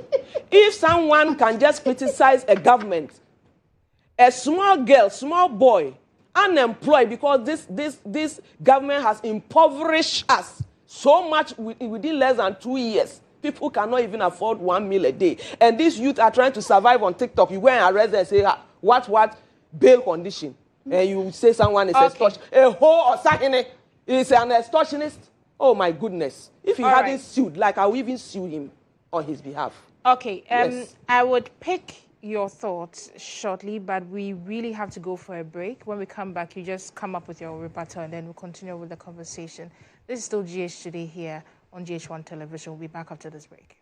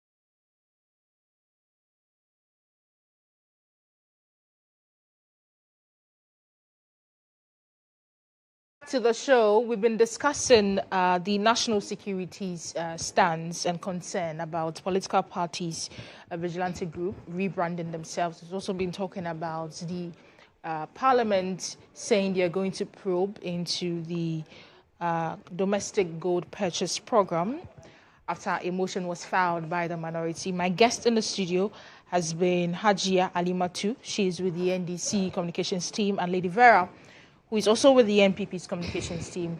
Alimatu, you were about to make your last submission. Yes.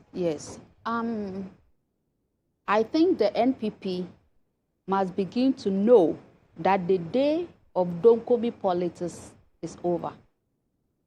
We are in the new era, and the new Ghanaian can only relate to what makes sense to the Ghanaian. What did my sister say? She said that BOG, trying to blame it on Gold Board, but whichever way, she's talking about indebtedness of 1.7 billion, that outfit Bako. So what about all the other outfits? When they crashed the economy, do you know what their response was? They went into printing money without approval from Parliament.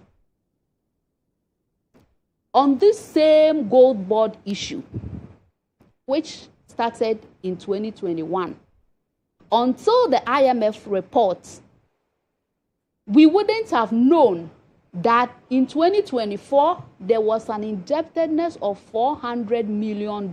They hid it from the good people of this country. You have 30 seconds more. Yes, they hid it from the good people of this country.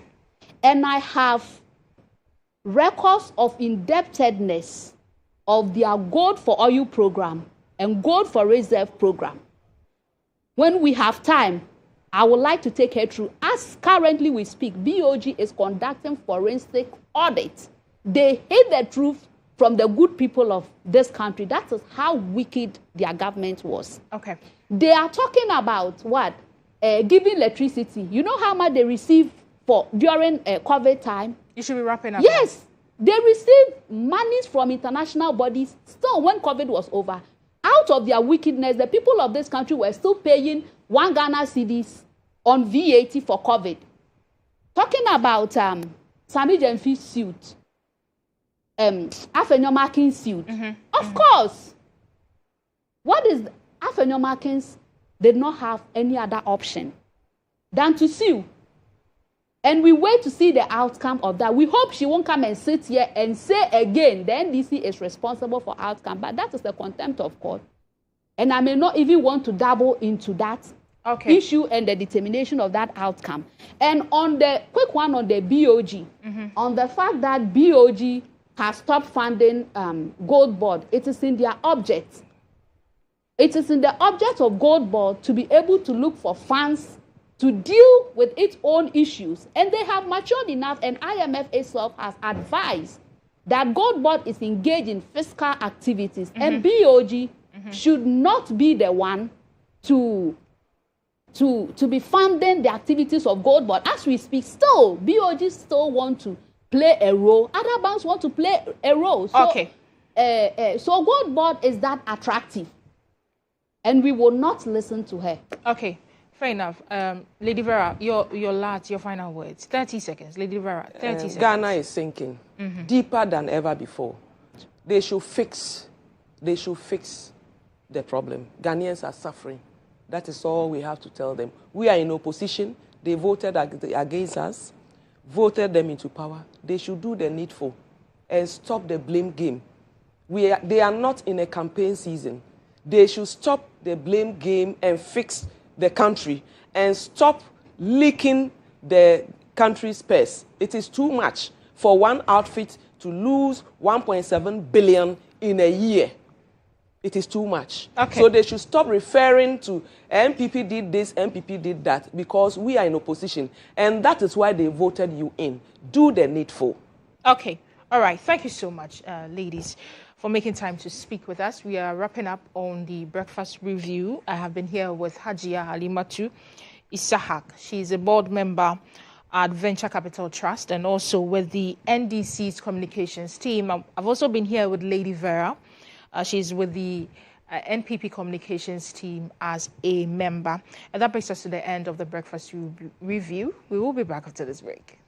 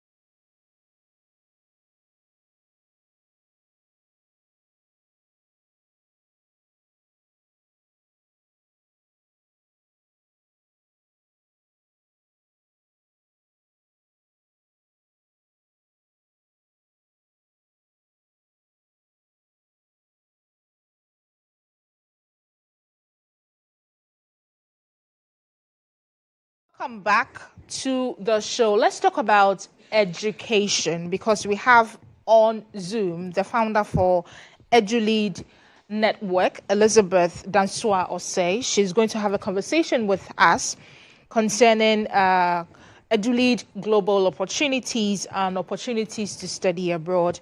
Good morning, Elizabeth. Can you hear me? Yeah, good morning. I can hear you loud and clear. I hope you're doing well. I'm well. How are you doing? I'm fine. Educate us, on what EduLead does and what really inspired you to set this up.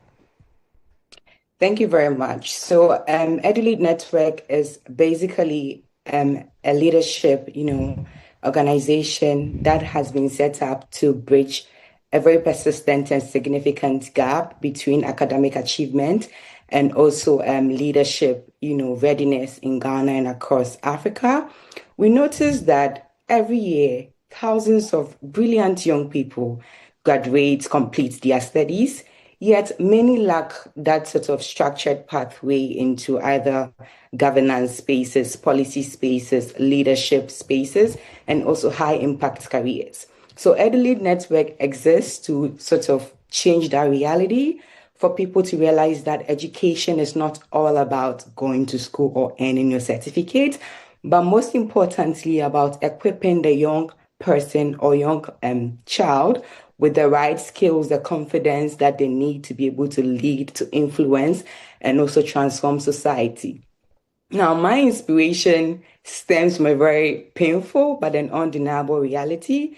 The fact that a lot of Ghanaians, have the skills, they are doing all that it takes to excel academically, yet they lack the guidance into leadership and global opportunities. I have seen a lot of, young people who are exceptionally brilliant struggle not because, they are not capable, but because they don't have anybody to hold their hands really and show them the way. So talent is not the problem. Access is ambition is not the problem. Direction is, and of course, potential is not the problem. Opportunity is. And that is why EduLead Network exists, to bridge this gap and also to support young people. How old is EduLead Network? We just founded EduLead Network this month. So we launched it this month, and we are having our first event on the 5th of September this year. You detail your programs you intend to achieve or embark on this year. What are some of the peculiar programs you intend to embark on? So we are going to operate through 3 main pillars. First is mentorship and coaching. We'll have leadership training, youth policy, and dialogue series. So under the mentorship and coaching, we'll be having like one-on-one and group mentorship series, career navigation support, guidance in, assessing scholarship, fellowships, internships, and global opportunities. Would have personal development initiatives, and the leadership training would have numerous leadership and governance, workshops, inviting experts and leaders across the world. Would have training in policy writing, communication, public speaking, and critical thinking skills, and of course, any skills that will be relevant to today's youth. We would also have conversations with policymakers, academics, politicians, development practitioners, and have in-person and virtual sessions that will be focused on education, governance, and then youth inclusion. Our aim basically is to be able to strengthen leadership capacity, to help expand access to global opportunities, and also build a pipeline of young leaders who are committed, who are informed, and also ethical. Okay, you have an expo coming up, right? I'm sure what you just detailed will be expecting issues or programs like that for the expo. Let's talk about when it will start, where it will be held, and is it open to everyone? Okay, so the EduLead Global Opportunities and Study Abroad Expo is open to everyone, mainly students, graduates, early young professionals, and anybody who aspires to study abroad and have access to global opportunities. It's on the 5th of September this year, and it's going to be held on Microsoft Teams. So you can go to any of our social media platforms. You're on TikTok, LinkedIn, Instagram, and then Facebook. Just search for any of our recent posts and just go under there. We have the links there.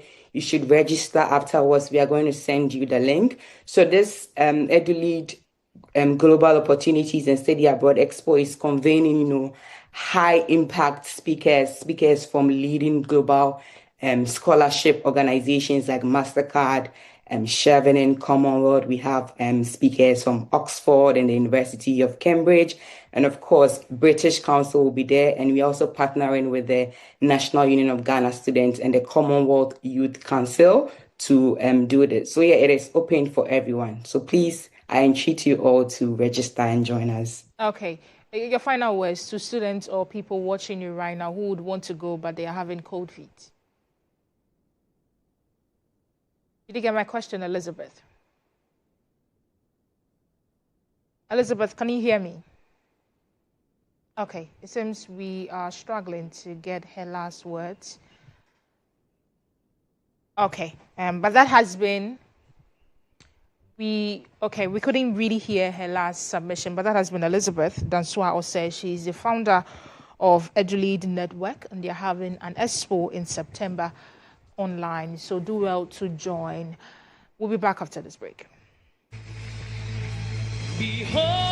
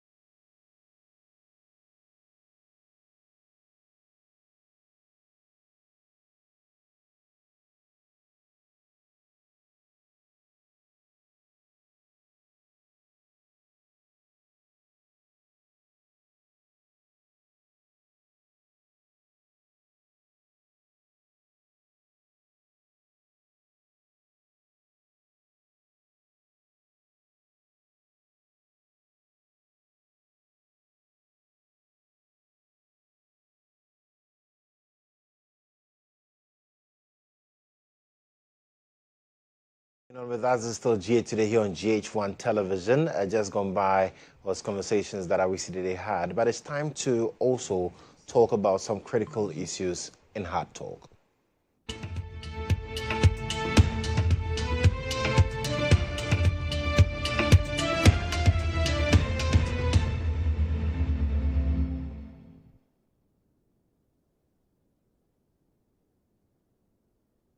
Well, my guest has joined me in studio this morning for us to talk about some critical issues of national concern, particularly as well in relation to the Ashanti region, where he chairs the Finance Committee of the National Democratic Congress. Samuel Otu Ado, or Ado Otu rather, is a paralegal practitioner, and he's joining us for conversations this morning. Sam, welcome. Thank you. I hope you're doing very well. By His grace and His mercy. Nice. How are you doing too? I'm well. I'm well by grace. I love your smoke. The president says we should wear smoke on Wednesdays, so you're really living up to that. Sure. But talking about the Ashanti region, how is the Ashanti region doing, particularly for the National Democratic Congress? Okay, thank you for the question. First of all, I'd like to greet our listeners good morning, especially to the President of the Republic and all his appointees. Yes, your question is how is Ashanti region doing as far as the party's members and the executives are concerned? Yes. I would say Ashanti region, we are doing very well. As you know, I mean, the government have done much to stabilize the currency. Interest rate has gone down. Foreign reserves have increased from 3 months to 6 months of import. And prices of goods, inflation has also gone down from 24% in 2024 to now almost about 6%. Yes, so Ashanti being a trading hub, seriously we are taking advantage of all the goodies that comes with this stabilization of the economy. Right. And people are taking steps to also register businesses to ensure that they are able to take advantage of all the opportunities that the government policies come with. 24-hour economy and all these projects, the GHOne National Apprenticeship Program are all in place. And the only thing that, a citizen can do is to position himself such that the necessary benefit and opportunity that come with it can be also harnessed. Yeah, quite interesting. But then the MPP believes that, they made some few mistakes, and that is why you seem to have gained grounds slightly in the Ashanti region. But with the just ended regional executive elections, they say you should be scared because now they are taking their rightful place in the region. What do you say to that? Well, all I would say is that when your vehicle breaks down and you change the driver, you've not solved the problem. So the most important thing is that go back and check what is wrong with the vehicle. And then make sure you fix the vehicle first before you look for who is competent to drive that vehicle. Just changing the driver doesn't mean anything. So we are not the least scared about, what they've done. There is a much more.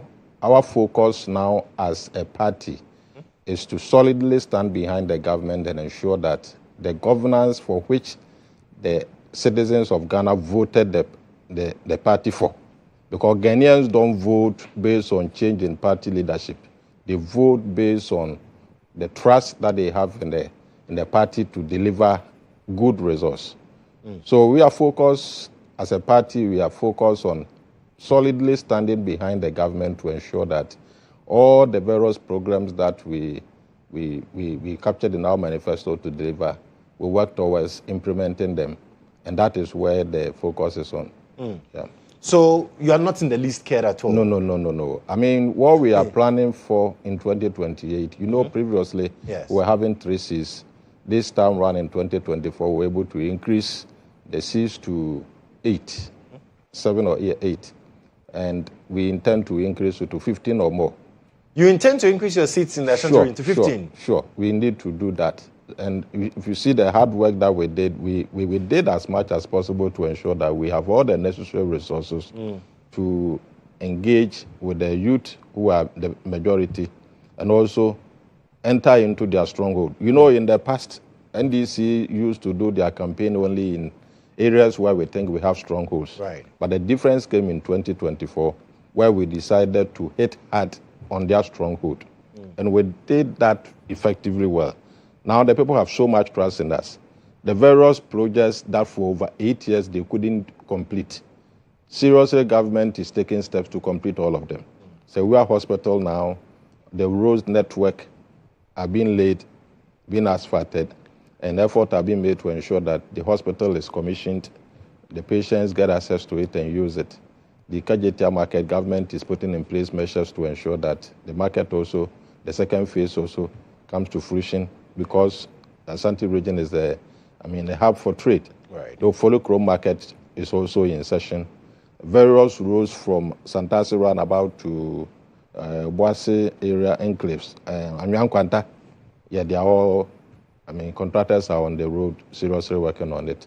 From Bekwa roundabout to Santasi, they are working on it. Several other projects are seriously in session. And by the time we finish with the Swami roundabout interchange and flyovers and all those other projects. Because people say those projects are delaying. If indeed you are committed to delivering on them, you are dragging your feet with these projects. Yes, definitely. That is what they will say. What a government could not use 8 years to deliver, you don't expect that within 1 year we'll be able to complete that.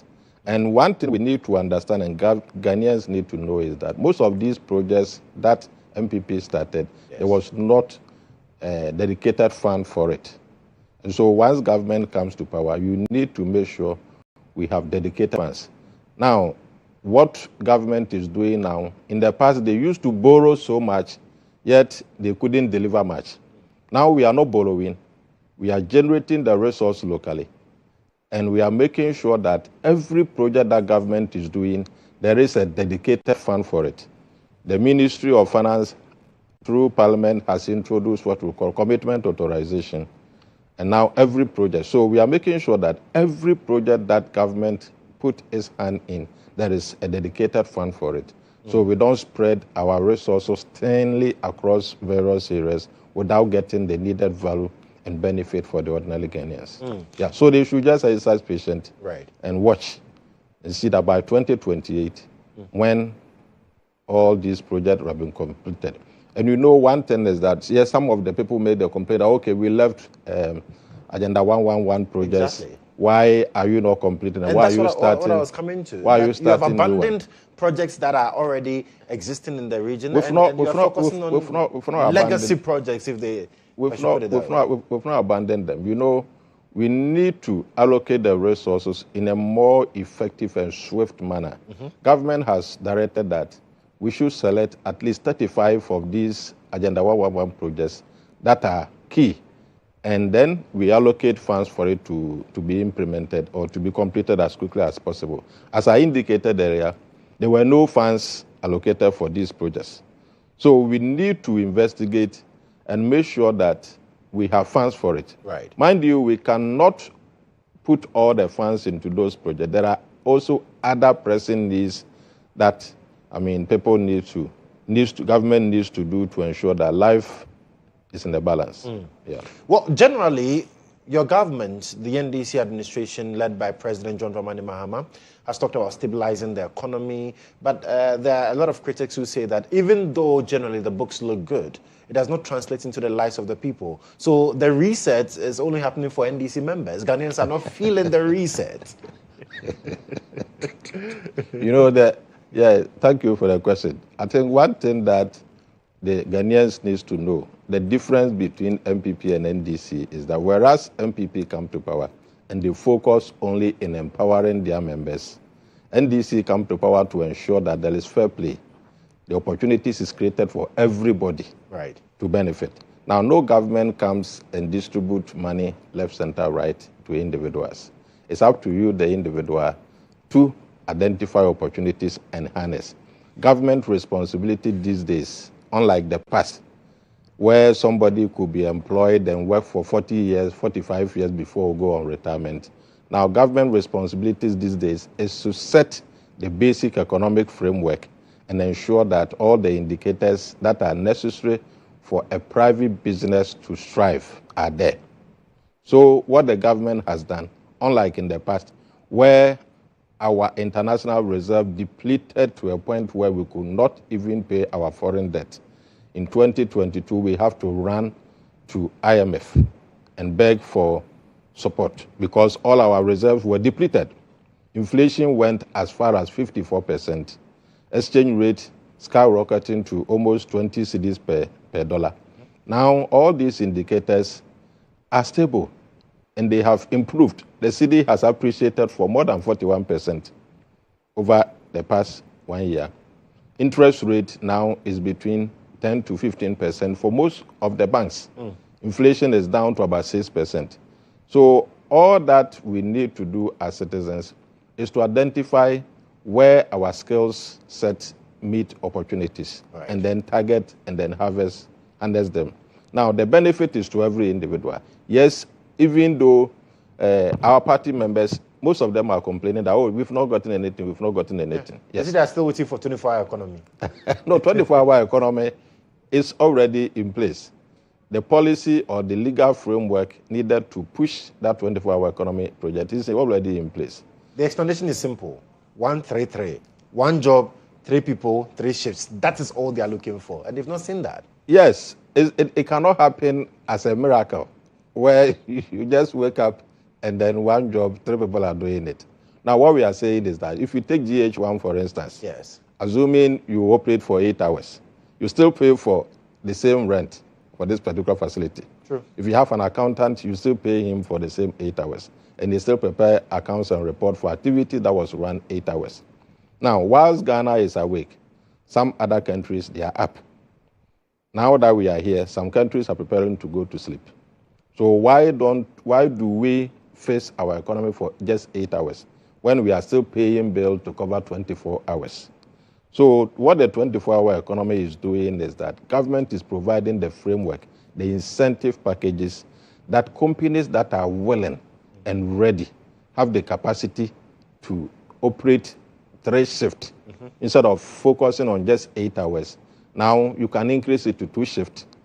First 8 hours, second 8 hours. Then you will need additional hands to come and support you. What government is doing to provide the necessary incentive, like lower electricity tariffs, tax rebate, and then also, incentive in terms of financial resources, access to cheaper loans and others. Now, the other side where I think government we need to do more is to set up specialized economic zones. Okay. Where we can have, let's say, in every region, maybe 100 acre, 100 kilometer square land where we will declare that as special economic zones, where government will do all the necessary demarcations in terms of road network, land sizes, or even assist in terms of developing the necessary infrastructure so that investors that are coming can actually come and invest there, build all the industry the same way like we are doing in Jomoro, in relation to the petroleum hub. Yes, so if we're able to do all those, then we can have concentrated areas where electricity tariffs that are going there can easily be calibrated and easily benefit those that are targeted. Right. Now, even inspectors that are going there can even have clear way. In terms of labor skills, there will be easy way of transferring skills from one industry to the other. Labor mobility can also take place. And in terms of even providing security for the industry, because they are concentrated, if you are providing security network, transportation system to assist people that are going to work there, it makes it very easy for you to provide that. Right. But now the current system where we have one company standing here, one company there, it makes it a bit cumbersome. But even with that, within the last 1 year, government have recruited a lot number of people into the security services, and effort has still been made to train these people. When they are done, definitely additional numbers. So for the young people who are still waiting for employment, what would be your message to them? A message to them is that they shouldn't wait for government alone. Whilst you are waiting for government opportunity, identify opportunities within your area, and you yourself start something. When we completed university far back in 2002, we were 3 guys. We established a relationship. One was in the north, I was in Kumasi, one was in Accra. We look for product prices differentials, and then we identify people that need those products. Then as soon as possible, we take your money, we pay for it, we take delivery, and then we supply you. So where I was doing my national service, there were opportunity for credit. So I take my national service. Instead of spending the money, I save for 5 months, and I give a loan to somebody. And through that, After 3 years, I was able to set up a microfinance company. Right. Yes. Now, I've been able to set up about 3 rural banks, about 20 credit unions. Before 2017, when the financial clean-up exercise, together with others, set up about 4 microfinance institutions, help people set up cleaning, construction companies, and all those things are in fruition. Yes, been able to also set up my own law firm in partnership with others. Yes. So private sector is the engine of growth. As party members, what we need to do is not to push so much pressure on the government. Because if the government fails, the party fails. Right. Now, you go to almost all the government institutions, they are overstaffed. I was told that even Cocoa Board, an institution that is supposed to take roughly 5,000 employees, they have almost about 18,000. But they are Ghanaians. You cannot sack them. If you look at their current production, their salary levels and all those things are very high. I was speaking to somebody at Ghana Gas, and I went there the other time, and you see there are some people even standing there without having anything to do. So if we really want the party to be in power for the next 30, 40, 50 years, it is not to put pressure on our own government to fail, but rather to take the initiative, set up our own businesses, come together, form cooperatives at the various districts, so that our numbers, we got almost 6 million votes. So why can't we bring all these numbers into business? Set up cooperatives at the various districts across the country, and then now push government to come and support us. Right. Because if government could not provide the job and we have taken the initiative, there is nothing wrong for government to come and assist us. Right. If we set up farming centers, cooperative farming centers, government can come and support us. Set up sorting factories or areas where we can actually make good use of the products by the farmers, or even give us some seed capital, so that instead of maybe dashing people money here and there with our various MPs, we can put all these funds together, and then we can do it. If you go to Aswansi now, I assisted them to set up a credit union, Islamic cooperative. That is helping very well. And I'm sure, definitely Honorable Muntaka, when you put some money there, and people are assessing it, even if it is interest-free, it can be a revolving fund. Right. Because one thing I believe is that no individual has been able to prosper in life or generate wealth through donation. Nobody. There are clients I have seen whose parents left a huge amount of money for them. But because they've not gone through the rudiments of life, they've not learned how to manage resources, all the resources were dissipated. They will sell and then squander everything because they don't know how to struggle to make money. So what we need to do is to encourage our members, those who can do partnerships, do it. Those who can come together, set up a corporate institution, you can go to your district assembly, give us screening contracts at the various hospitals, government institutions. They can give you screening contract. Those that can form security companies, you come to Ministry of Interior, then you get allowances as a security company. Then you now go to this institution for contract. Those that can set up construction firms, even if you cannot start big, you can be a subsidiary company for a big construction firm. Yeah. If you cannot even do the construction, you can start supplying sand, supplying pavement blocks, and others. We are also begging with the contractors that have been given big projects. I mean, give some kind of subcontract to some of these people when they come. Right. And government can make it a condition to award of contract, that when we give you contract, give subcontracts to these projects. That way it lessens the burden of unemployment. Definitely. And people get something to do as well, and empowers them economically. And it also will help government to get more revenue in terms of tax. Taxes, right. In terms of tax. Yes, so people should not just sit down and say we are waiting for government. No. When I completed school, I worked for only during national service and then for just 3 years. And I have been on my own since. And like one of the institutions, we can employ more than 200 people. Yeah. Right. So that is what we need to do. Rather than, because whilst you are waiting, if you get the opportunity in government, why not? But definitely man must survive. Very necessary. So you can't say you are sitting down. Almost all the big businesses that we have in our country and elsewhere, I mean, they started from somewhere. Absolutely. And people say, well, I don't have capital. You don't need capital to start business. All you need is good attitude, social capital. If you go to a Doom right now, and even arrange with a certain shop owner, what are the prices of goods you have? You get all you need just get a price list. Approach people, show it to them. When you are able to take one product, supply it, and get your cut, you continue to do that. You bring the money. Definitely, the person, it will get to a point where even if you bring a car and you want to load, you load the first one, you bring the money. Why not? The person is selling it. Of course. But the challenge we have is that you go and sell one and you run away with the money. Definitely, nobody will. So attitude is a big part. That is the key. Absolutely. It's 100%. Right. If you have the right attitude, people will definitely support you. Interesting. And the talk about attitude also leads me to the conversation on illegal mining, Galamsey. Now, you are chairman of the finance committee of the NDC in the Ashanti region, one of the regions that has actually come under siege when it comes to the Galamsey fight. Some say your government has failed and has basically deceived the people of Ghana, used Galamsey as a trump card to win elections, and you've not delivered on the mandate. Thank you for the question. Yes, one thing we need to understand as a country and as a citizen is that mining can never stop.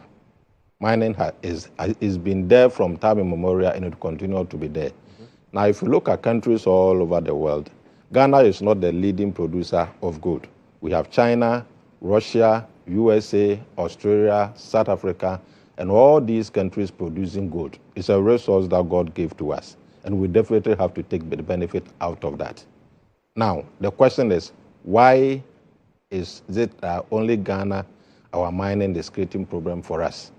It's a matter of attitude, as I keep on saying, and it's also a matter of regulation. Yes. Now, some of these projects, if you look at the turbidity levels that was reported in 2016, at the time government was leaving power, it was around 5, thereabout. Now, what is the turbidity level when government took power? Definitely, the situation is worse.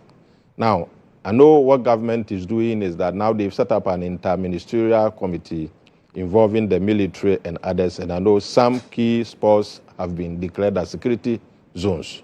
Yes, government is coming up with measures to ensure that those that are not regulated, those that are doing illegal mining that are not properly regulated, there is an opportunity for them to come under regulation. Yes. Through the community responsible cooperative mining skills schemes. development program. Yes. So that is what we need. We need to bring all those people under regulation. I'm sure, I think the center, the authority or the office secretariat have been established to deal with those issues. Yes. Yes. There is no way we can solve this problem just within a short period of time. It's a process. And government is gradually rolling out all these measures. Right. So we should exercise some patience. All these people that are doing small-scale mining, whatever, whether illegal or legal, they are all Ghanaians.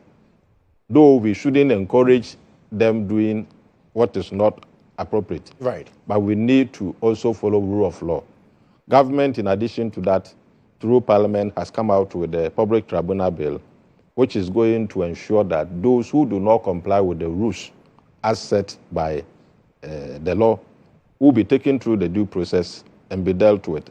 Yes, so I will encourage all those people that are involved in this illegality to make sure they go through the necessary process and then get regularized. Right. And then also the process that the government is doing to bring sanity into the sector too. I will also, beg with the necessary authorities to ensure that they speed the process up.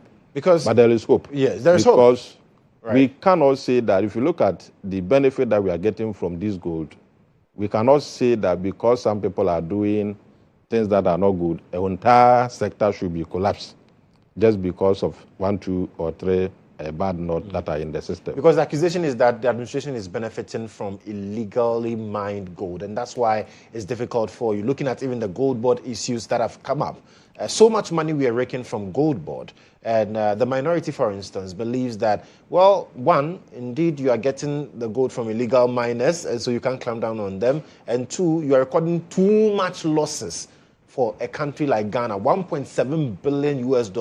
That is more than half of what we went to the IMF for. Okay, thank you so much. I think one thing we need to understand as a people is that government all the time set objectives, economic objectives. Yes. and then they put these objectives into a policy. Then when you set up these economic objectives into policies, you design an instrument. Then you set up the institutions or the mechanisms or the laws to back these instruments towards achieving these goals. Now, all these hula baloo about whether Gold Board has made the laws, has incurred all these things, I think I see it as just a figment of some people's imagination. Also, it was captured in IMF reports. No, I mean, people should read the report and understand it clearly. There is nowhere that Gold Board made a loss. Now, this whole Gold Board Bank of Ghana, then PMMC Bank of Ghana issue started in 2023, September 2023, when the framework agreement between Bank of Ghana and PMMC was signed. And within that agreement, BOG is the principal, PMMC was the agent or the national aggregator to buy gold for and on behalf of the Bank of Ghana in support of government objective to stabilize the currency, to build international reserves, and then also to ensure that interest rates stabilize at a minimal level to promote businesses and to ensure that there is growth and development of the economy. Yes. Now, which government policy comes up to be implemented without incurring cost? When we decided as a country to come out with free SHS, didn't we incur cost? It cost us. When government decided to do the financial cleanup exercise, didn't we incur almost over 30 billion cedis? Yes.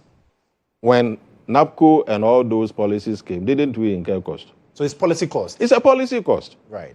Because if you want to stabilize a currency, reduce inflation, build international reserve, why wouldn't you be ready to incur cost for that?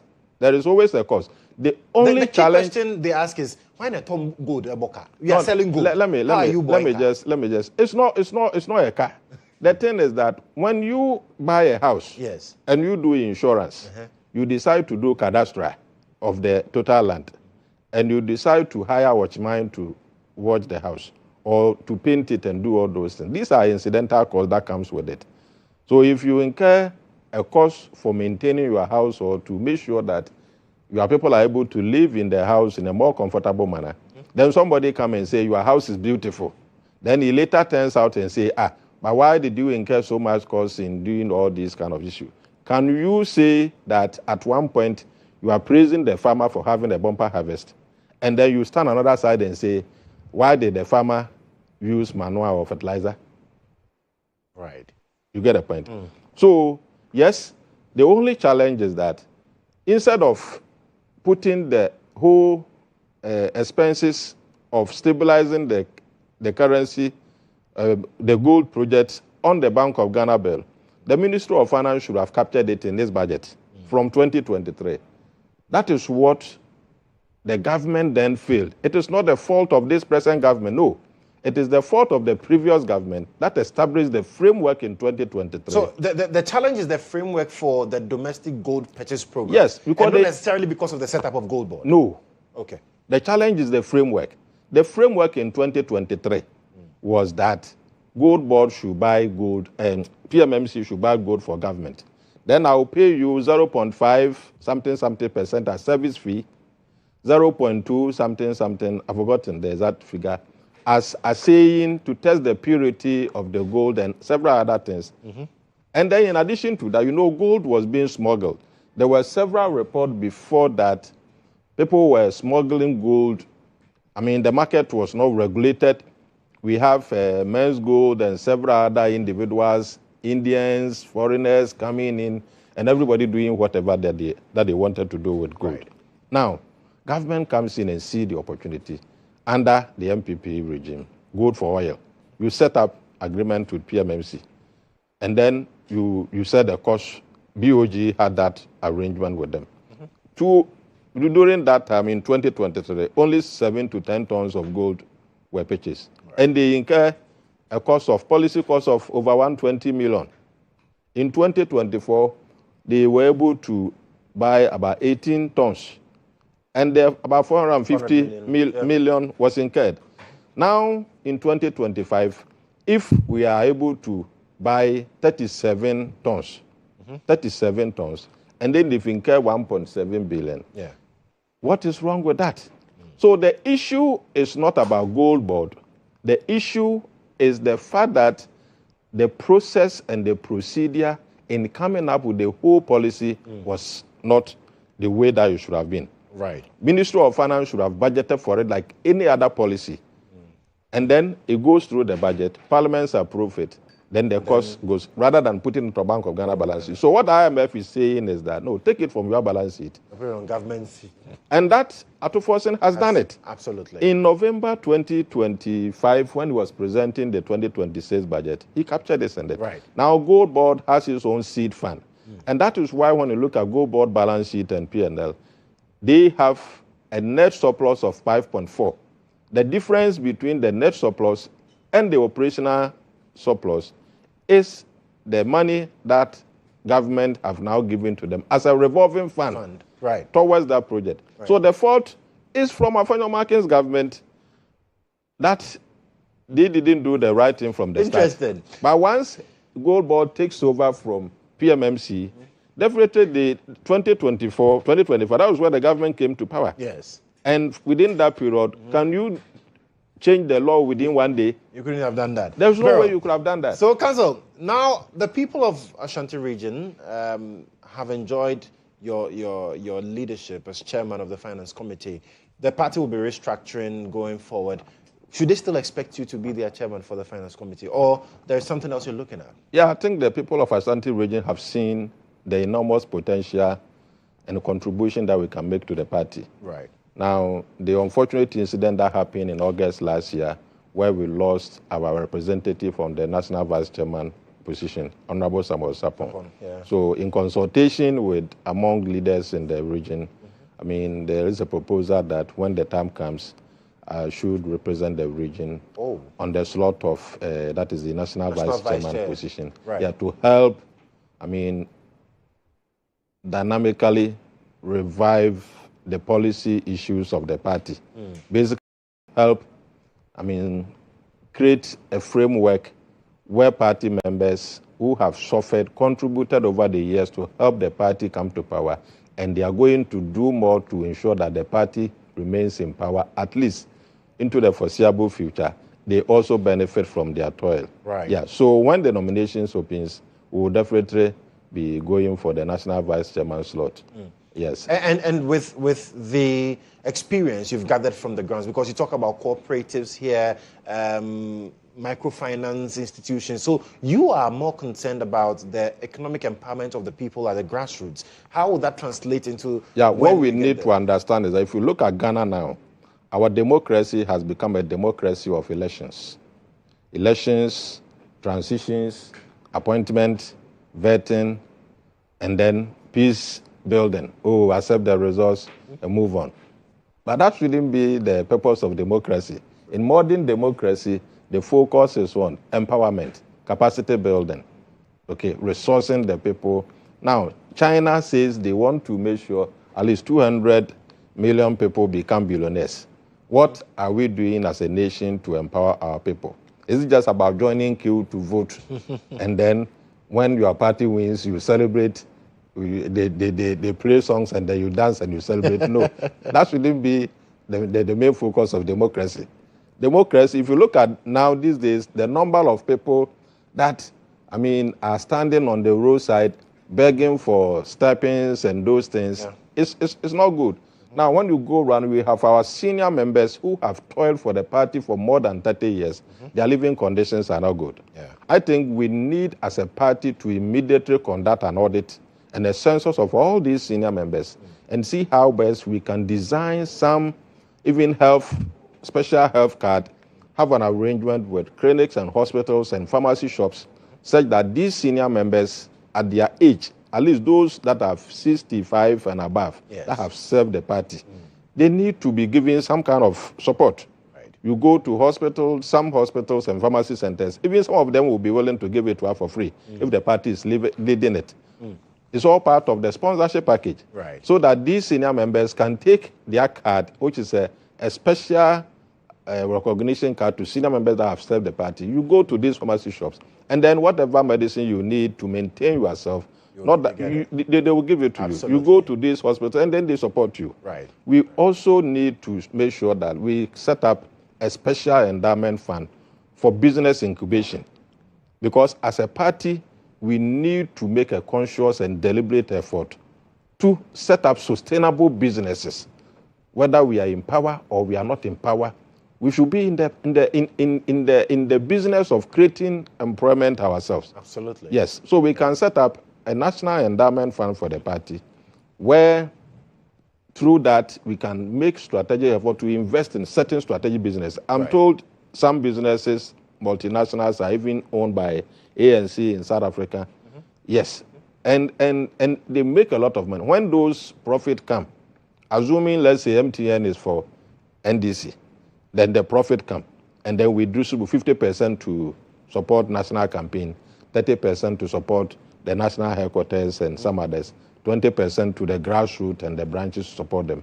We set up an endowment fund at the grassroots to support businesses being set up by our grassroots members. And then this fund goes into it. Members can be getting grants, soft loans at no interest rate, or even a very small interest rate. And these will help these individuals to set up their own businesses. Fantastic. Then we set up some training centers or committees who will have a special arrangement with TVET institutions to ensure that those that do not have skills, we make a conscious and deliberate effort to train them with employable skills and help them cultivate entrepreneurial skills that they can set up their own businesses. Interesting. It's something that we need to be conscious and deliberate about. Absolutely. It cannot come just like that. Okay. Yes. Well, we clearly need to have another conversation with Council. Very, very brilliant ideas. He's the chairman of the Finance Committee of the NDC in the Ashanti region. And the people say, Chairman, yes, you served us well, but it is time for you to also move to the national level when the time is right to become our vice chair. And he says the key message is simply empowerment. Let's empower the party members. Let's empower the National Democratic Congress. Council, thank you so much for coming. Thank you. That's lawyer Samuel Ado Otu engaging us in hard talk. We'll be right back. We've got more for you.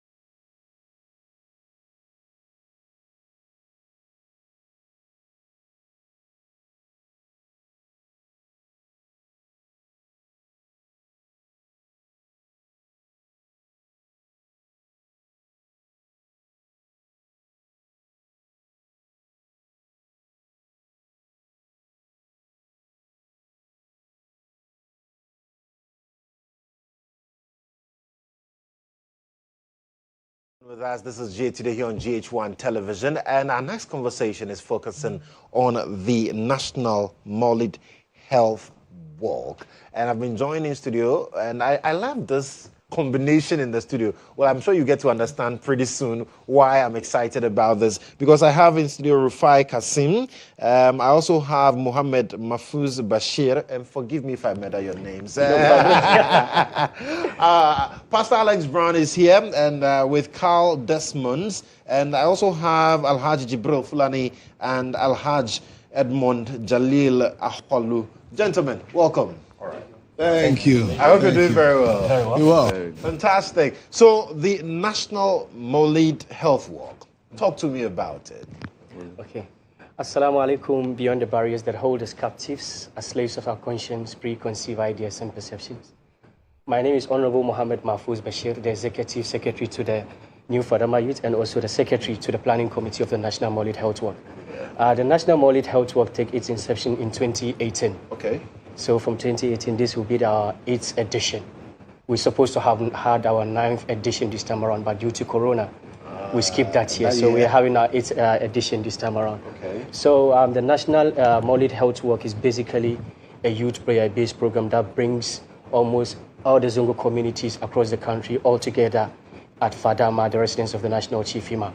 Well, the National Maulid Health Walk is one that brings almost beyond the Zongo affiliation, the Christians, the non-Christians, the traditionalists, and everyone together under the one umbrella. If you could look back into history, the Pact of Medina, the Prophet Muhammad sallallahu alaihi wasallam was one that brought all people together in Medina, irrespective of any religious divide. So we are trying to emulate that through our grandfather, the National Chief Imam, whom has taught us to coexist with people of different faiths peacefully within our community. So during this National Maulid Health Walk, we bring all people together, even though it's a religious program, but we bring everybody together, an Islamic program, we bring everybody together. So that is the goal. Beyond that, we are able to set the pace of having a peaceful environment within Ghana, making sure that both the Muslim, the Christian, even as well as the traditional believers as well, we are living together peacefully. And then, we all know, Ghana cannot be inhabited when there is chaos and everywhere. Absolutely. So we are setting the grounds for everyone to come together. Fantastic. In fact, we need peace to be able to live in our country, Ghana. And since 2018, how have the previous editions been? It has been massive, massive. I would say the National Maulid Health Walk is one of the biggest, if not the biggest, gatherings in Ghana. Last year, for instance, we witnessed a population of nearly 200,000 people. You need to be out there to see the people. Maybe saying it would not even do justice to what is on the ground. So you need to be with us on Sunday. We would walk from the Kwame Nkrumah Circle. We'll come and talk more about it. But it's quite interesting. This is why I love the fact that we have all these people on set. Pastor Alex Brown is here, and Carl is also here. Carl, why are you a part of this? All right, so I came here to just corroborate with my brothers, looking at the atmosphere in Ghana now, what happened just recently. Yeah. We are here to just say that beyond everything, we are humans. Absolutely. And we are one people. So we are actually lending our support to our Muslim brothers because we think that we have to be alive first before anything. And then also the fact that we disagree does not mean that we hate each other. So the opposite of actually peace is not hatred. You see, it's not saying to disagree. Disagreement that's not the opposite of peace. So the fact that I disagree with you does not mean that I hate you or something. So we are here to say that we are all one people with one destiny. And then if you look at the moral standards of both religions, we all believe in family. We believe in coming together to do things. We believe in living right for God and all that. So we have a lot of things in common. So with that, we think that if we come together with our Muslim brothers on the on that particular tangent, we'll be able to bring more people who think that there is a divide between Muslims and Christians here. We've been living with them. The best watches are... you understand? You understand? I was telling somebody came under my post on Facebook and was like, I hate Muslims. I said, no, I don't hate Muslims. I may disagree with them, but they are my brothers. The best watches in Ghana, if you want to eat watches from my brothers and several other stuff that we wouldn't want to talk about here that they do so very well, and we live with them. As they came, we started talking, and I found out that this brother already knows somebody I know. You understand? We are interconnected. You understand? So, and we began discussing the person. Right. So you see, we are already brothers. So that's the reason why we Christians have come on board. And then also the Bible enjoins us to live peaceably with all men. And that's the reason. Fantastic. So let me come to Alaj before I come to Pastor Brown. Alaj, you have a mic already, right? Yes. Yeah. So how crucial for you, or how important is this walk and the fact that it does not bring only Muslims together, but it brings Christians, like you said, traditionalists. It doesn't matter what you serve. So long as you're a human being, you're supposed to be there. How important is it? Okay, first of all, I think I need to make one corrections over here. The name you did mention with Alhaji Edmond Jalil, he happens to be the Greater Accra Peace Ambassador. Oh, okay. But he was supposed to be here. Oh, okay. Yeah, but unfortunately he had some emergency, so I had to represent him, and I'm his personal secretary. Okay. So I think we are here to make sure the work takes place, especially anything that has to do with peace. Just like my brother said, we are there to make sure we maintain peace and order, to ensure everything move on very smoothly, so that there wouldn't be any chaos. And I understand when my brother said that, I don't know, but maybe this is the first time I'm seeing or hearing that we have maybe pastors joining their work just to make it look like it was a national something. And then one most important thing that we want is to make sure that they do the work peacefully and then end up very peacefully. Absolutely. So that's the most important. Absolutely. And Alhaji Jibril, how important, he's mentioned already that yes, they are there to ensure, you remember, you're the chairman of the planning committee. How have works been so far to make sure that we put this particular work together? First and foremost, let me say good morning to our viewers and listeners on this platform, GHOne. It has been fantastic during the day, or over the years, since we come together as one family, be it Muslim or Christian. We are all one. We sat down together, we eat together in one bowl, and do everything together. Like my brother says, like when he says, like, is it necessary for the Christians or the pastors to come around or to come on board to join us? Yeah, it is very, very necessary, because we live in peace and harmony. From emulating from our Prophet Sallallahu Alaihi Wasallam, he, like Honorable Mahfouz says, he brings all the works of religion together to settle in. Then it was Yathrib, Medina now.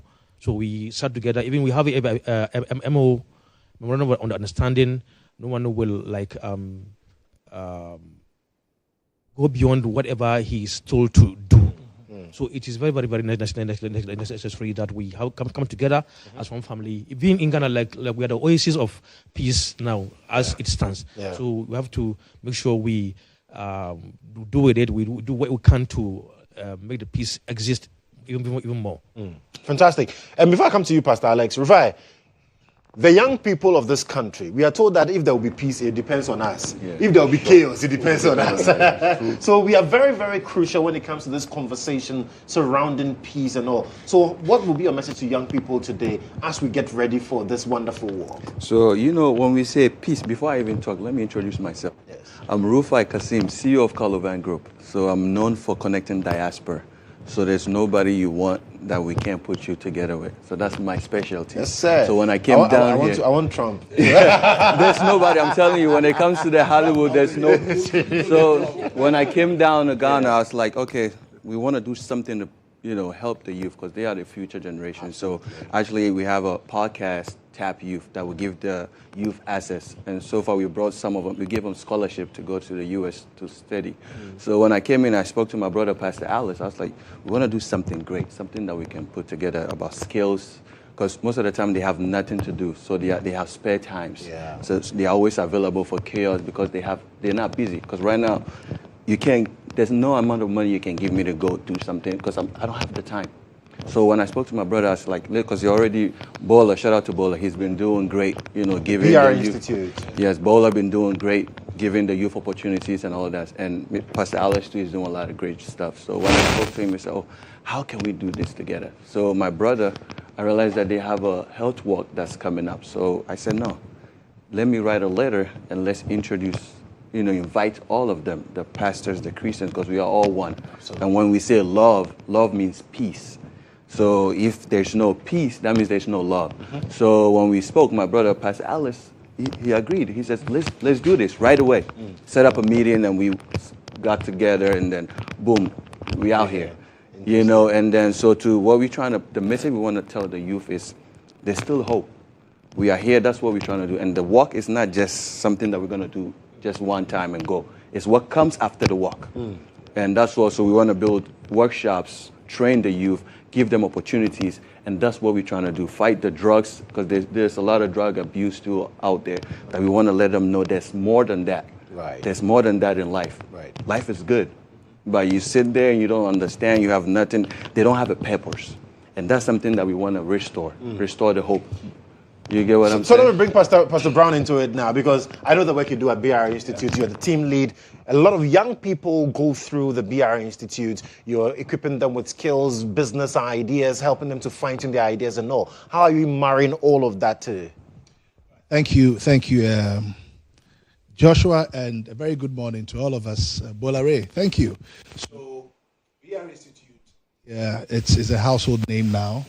And I'm just privileged to be leading the charge over there.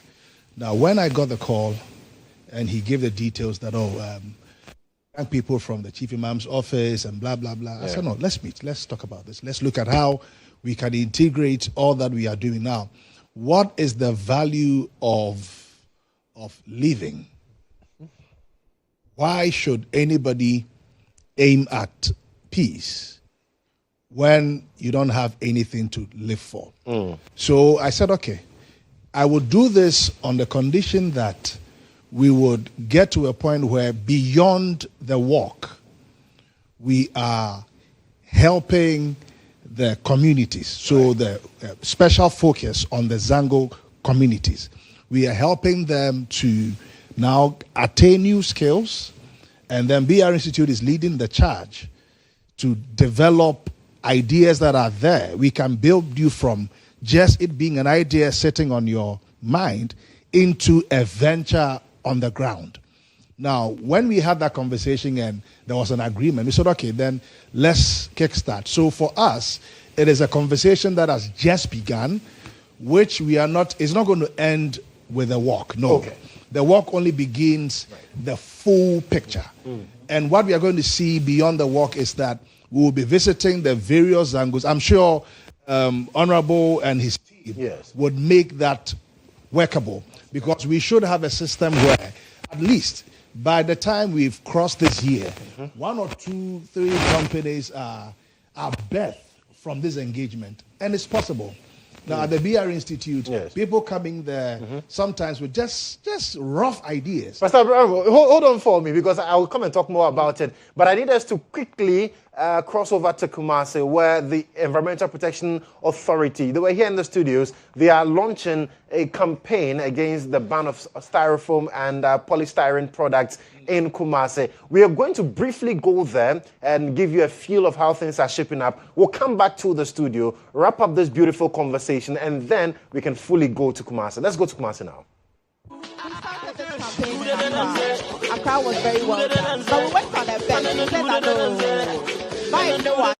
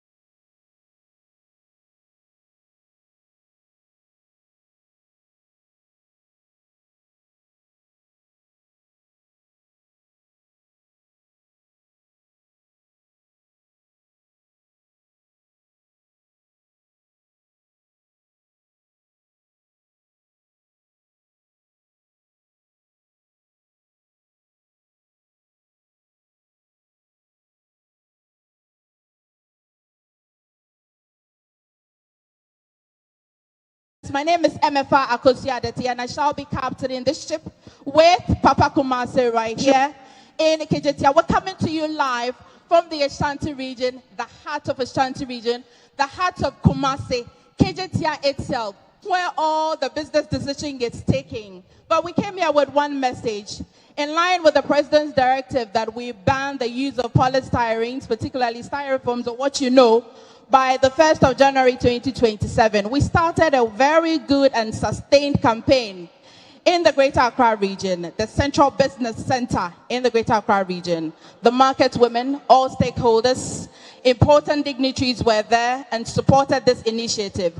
We've brought this campaign to the doorstep here, the heart of Ashanti region, to also tell you why the president has given this directive, to also tell you why the EPA is the vehicle or the body that will be enforcing and making sure that you understand the scope of this ban. Enti samuhu ye wo Kumasi ha. Yo, Papa Kumasi. Dia kanyina na obone tofa wo kire mo se. Se de ye nyina ye sie nim ye take away pasi.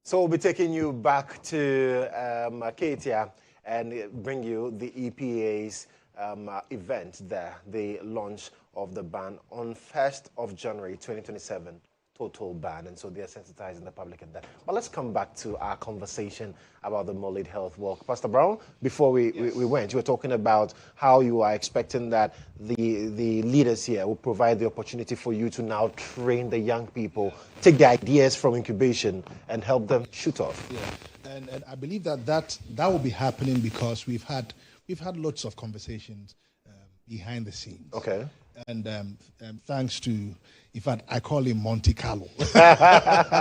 No, he's a very good man. Right. He's made lots of things possible. We've had several conversations. So it would not just begin and end with this, no.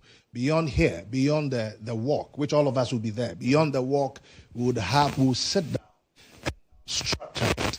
The thing is this, now, if a person is hungry, anything, any food at all, looks appetizing, and that is because of hunger. Now, I jokingly say that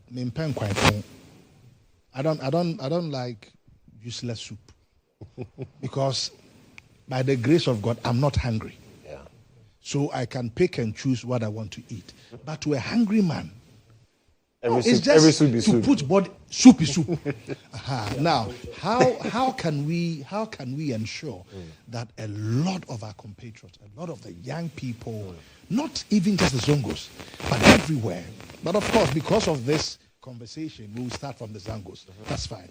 How can we ensure that as many of our brothers and sisters are putting body and soul together? Sometimes it's just a particular skill they have. And I say all the time on my Star Sanctuary broadcast, every time you go there, you hear things like this. You go to the Zangos, we have people who play better than all the players in Black Stars put together. What they don't have is the opportunity. Nobody is seeing them. Nobody knows them. Now, how can we now bring them to the limelight? That is why we have chosen to be part of this conversation. Absolutely. You go to our Zongos, we have some, they are so strong. You can hit his head with 6-inch block and the block will break. But that strength is used for nothing.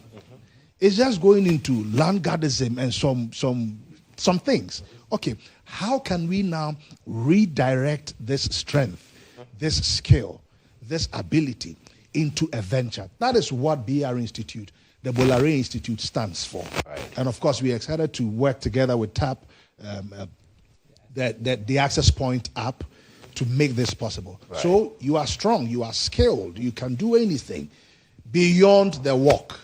Expect to see us. So if we don't come, your Zango, hold them responsible. I like that. So now we've been talking about the walk, and I'm sure for most people watching us, Charlie Kodjo Mensah, stop talking. Let us know when and where so that we can join. Honorable. Yes. Very much. This work, we're going to, convening point will be at Kwame Nkrumah Circle, Ghana's version of the Tahrir Square. I like that. That's a quick one. So definitely we are meeting there from 6 a.m. Okay. But the kickoff time is 8 a.m. in the morning. Okay. So we expect everybody to be there from 6 a.m.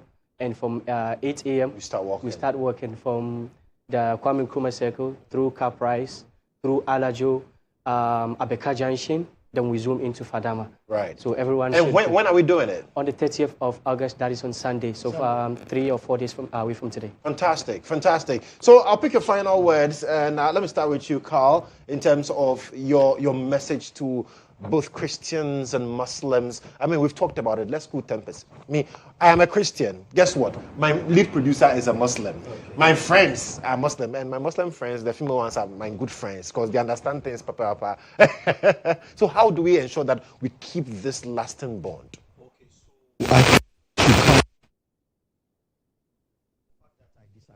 Doesn't mean that I hate you. Absolutely. You understand? So I don't think the people here, we have the same ideologies, but it doesn't mean that I hate them.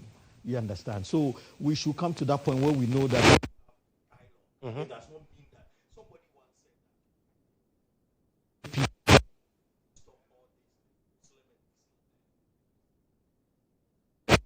because in Islam, and in Christianity, I've been told to do evangelism. So we meet at a point and we discuss. And so it's still, the dialogue will go on, but we should know that beyond the dialogue, the Muslim is my brother. Yeah. So it is just words. We are supposed to trade and not use knives and any other stuff. Absolutely. Yes. Sure. Let me go with you. Your message to the people. Like I said earlier, if you look at the main reason why we are here has to do with the work. And on the walk, I'm here and representing the Greater Accra Peace Ambassador. We have to maintain peace and order throughout the walk. Yeah. And then if you look at the good things that my brothers are bringing into the Zongo, they are Christians, but they choose to bring something good in the Zongo community. So this alone should tell you that there are certain times that we need to take some certain things for granted. At the end of the day, we are all one people in Ghana, and we have to maintain the peace.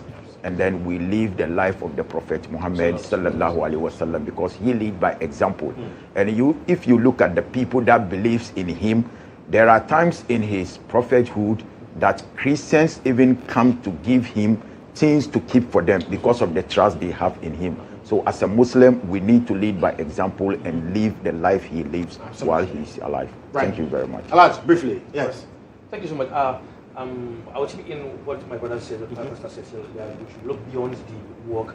How are we going to do, come together to champion this cause on bringing the Zongus together, or to what he said, every soul needs something good. So when I see someone stealing, going to land garden or also whatever it is, due to hungry. So when we come together to turn our heads together, to make it a point that okay, this is what we have to do to our community. I think we can go places. So based on that, I think Honorable Mahfouz, the assemblyman of New Farama, will be in the best position because he knows the local posts that seriously. So we'll hold him. Right. You are giving back the responsibility to him. So your final words. So what I'll say is, Ghana was built with love. Instead of us complaining the Ghana we want, let us come together and build the Ghana we want. So Ghana, we come together with one message. We are all together. We all share love. We breathe the same air. We do everything together. So why do we allow other people, other mindset come and divide us? So we have to all put aside, like he said, we can argue, we can disagree, but it should all come with love. Use your brain. Absolutely. Use your brain. So what I can say is let's stay together and spread that positive energy. Absolutely. And let's win together. Let's win together. So on Sunday we are winning together. Sure. After Sunday we are winning together. Definitely. And they say we should come to you, Honorable. No problem. So let me say my last word. Yes. Honorable, because I'll throw it to him. Okay. No now, hunger doesn't know religion. Hunger doesn't know color. Hunger doesn't know Jesus nor Muhammad. Nice. You try it and see. Don't get hungry. So after the walk, BR Institute will come and will support Zambos and all, unless you don't want to do it, because we need to move ourselves out of that space. Starting from Father, my honorable. Yes, sir. So now I know that it's you. I went to a wise. Maybe you need to open the watch it joint. Is very important. Gentlemen, thank you so much for coming. I will see you on Sunday. We'll be part of it, and going forward to definitely GHOne television will be part of it. Well, we need to quickly go, but then let's go to the Ashanti region now. KTR, to be precise, the Environmental Protection Authority launching their campaign against styrofoam, the ban on styrofoam from the 1st of January 2027. Do have a wonderful day. The biggest polluters. Showing his concern. And so we're going to ban them.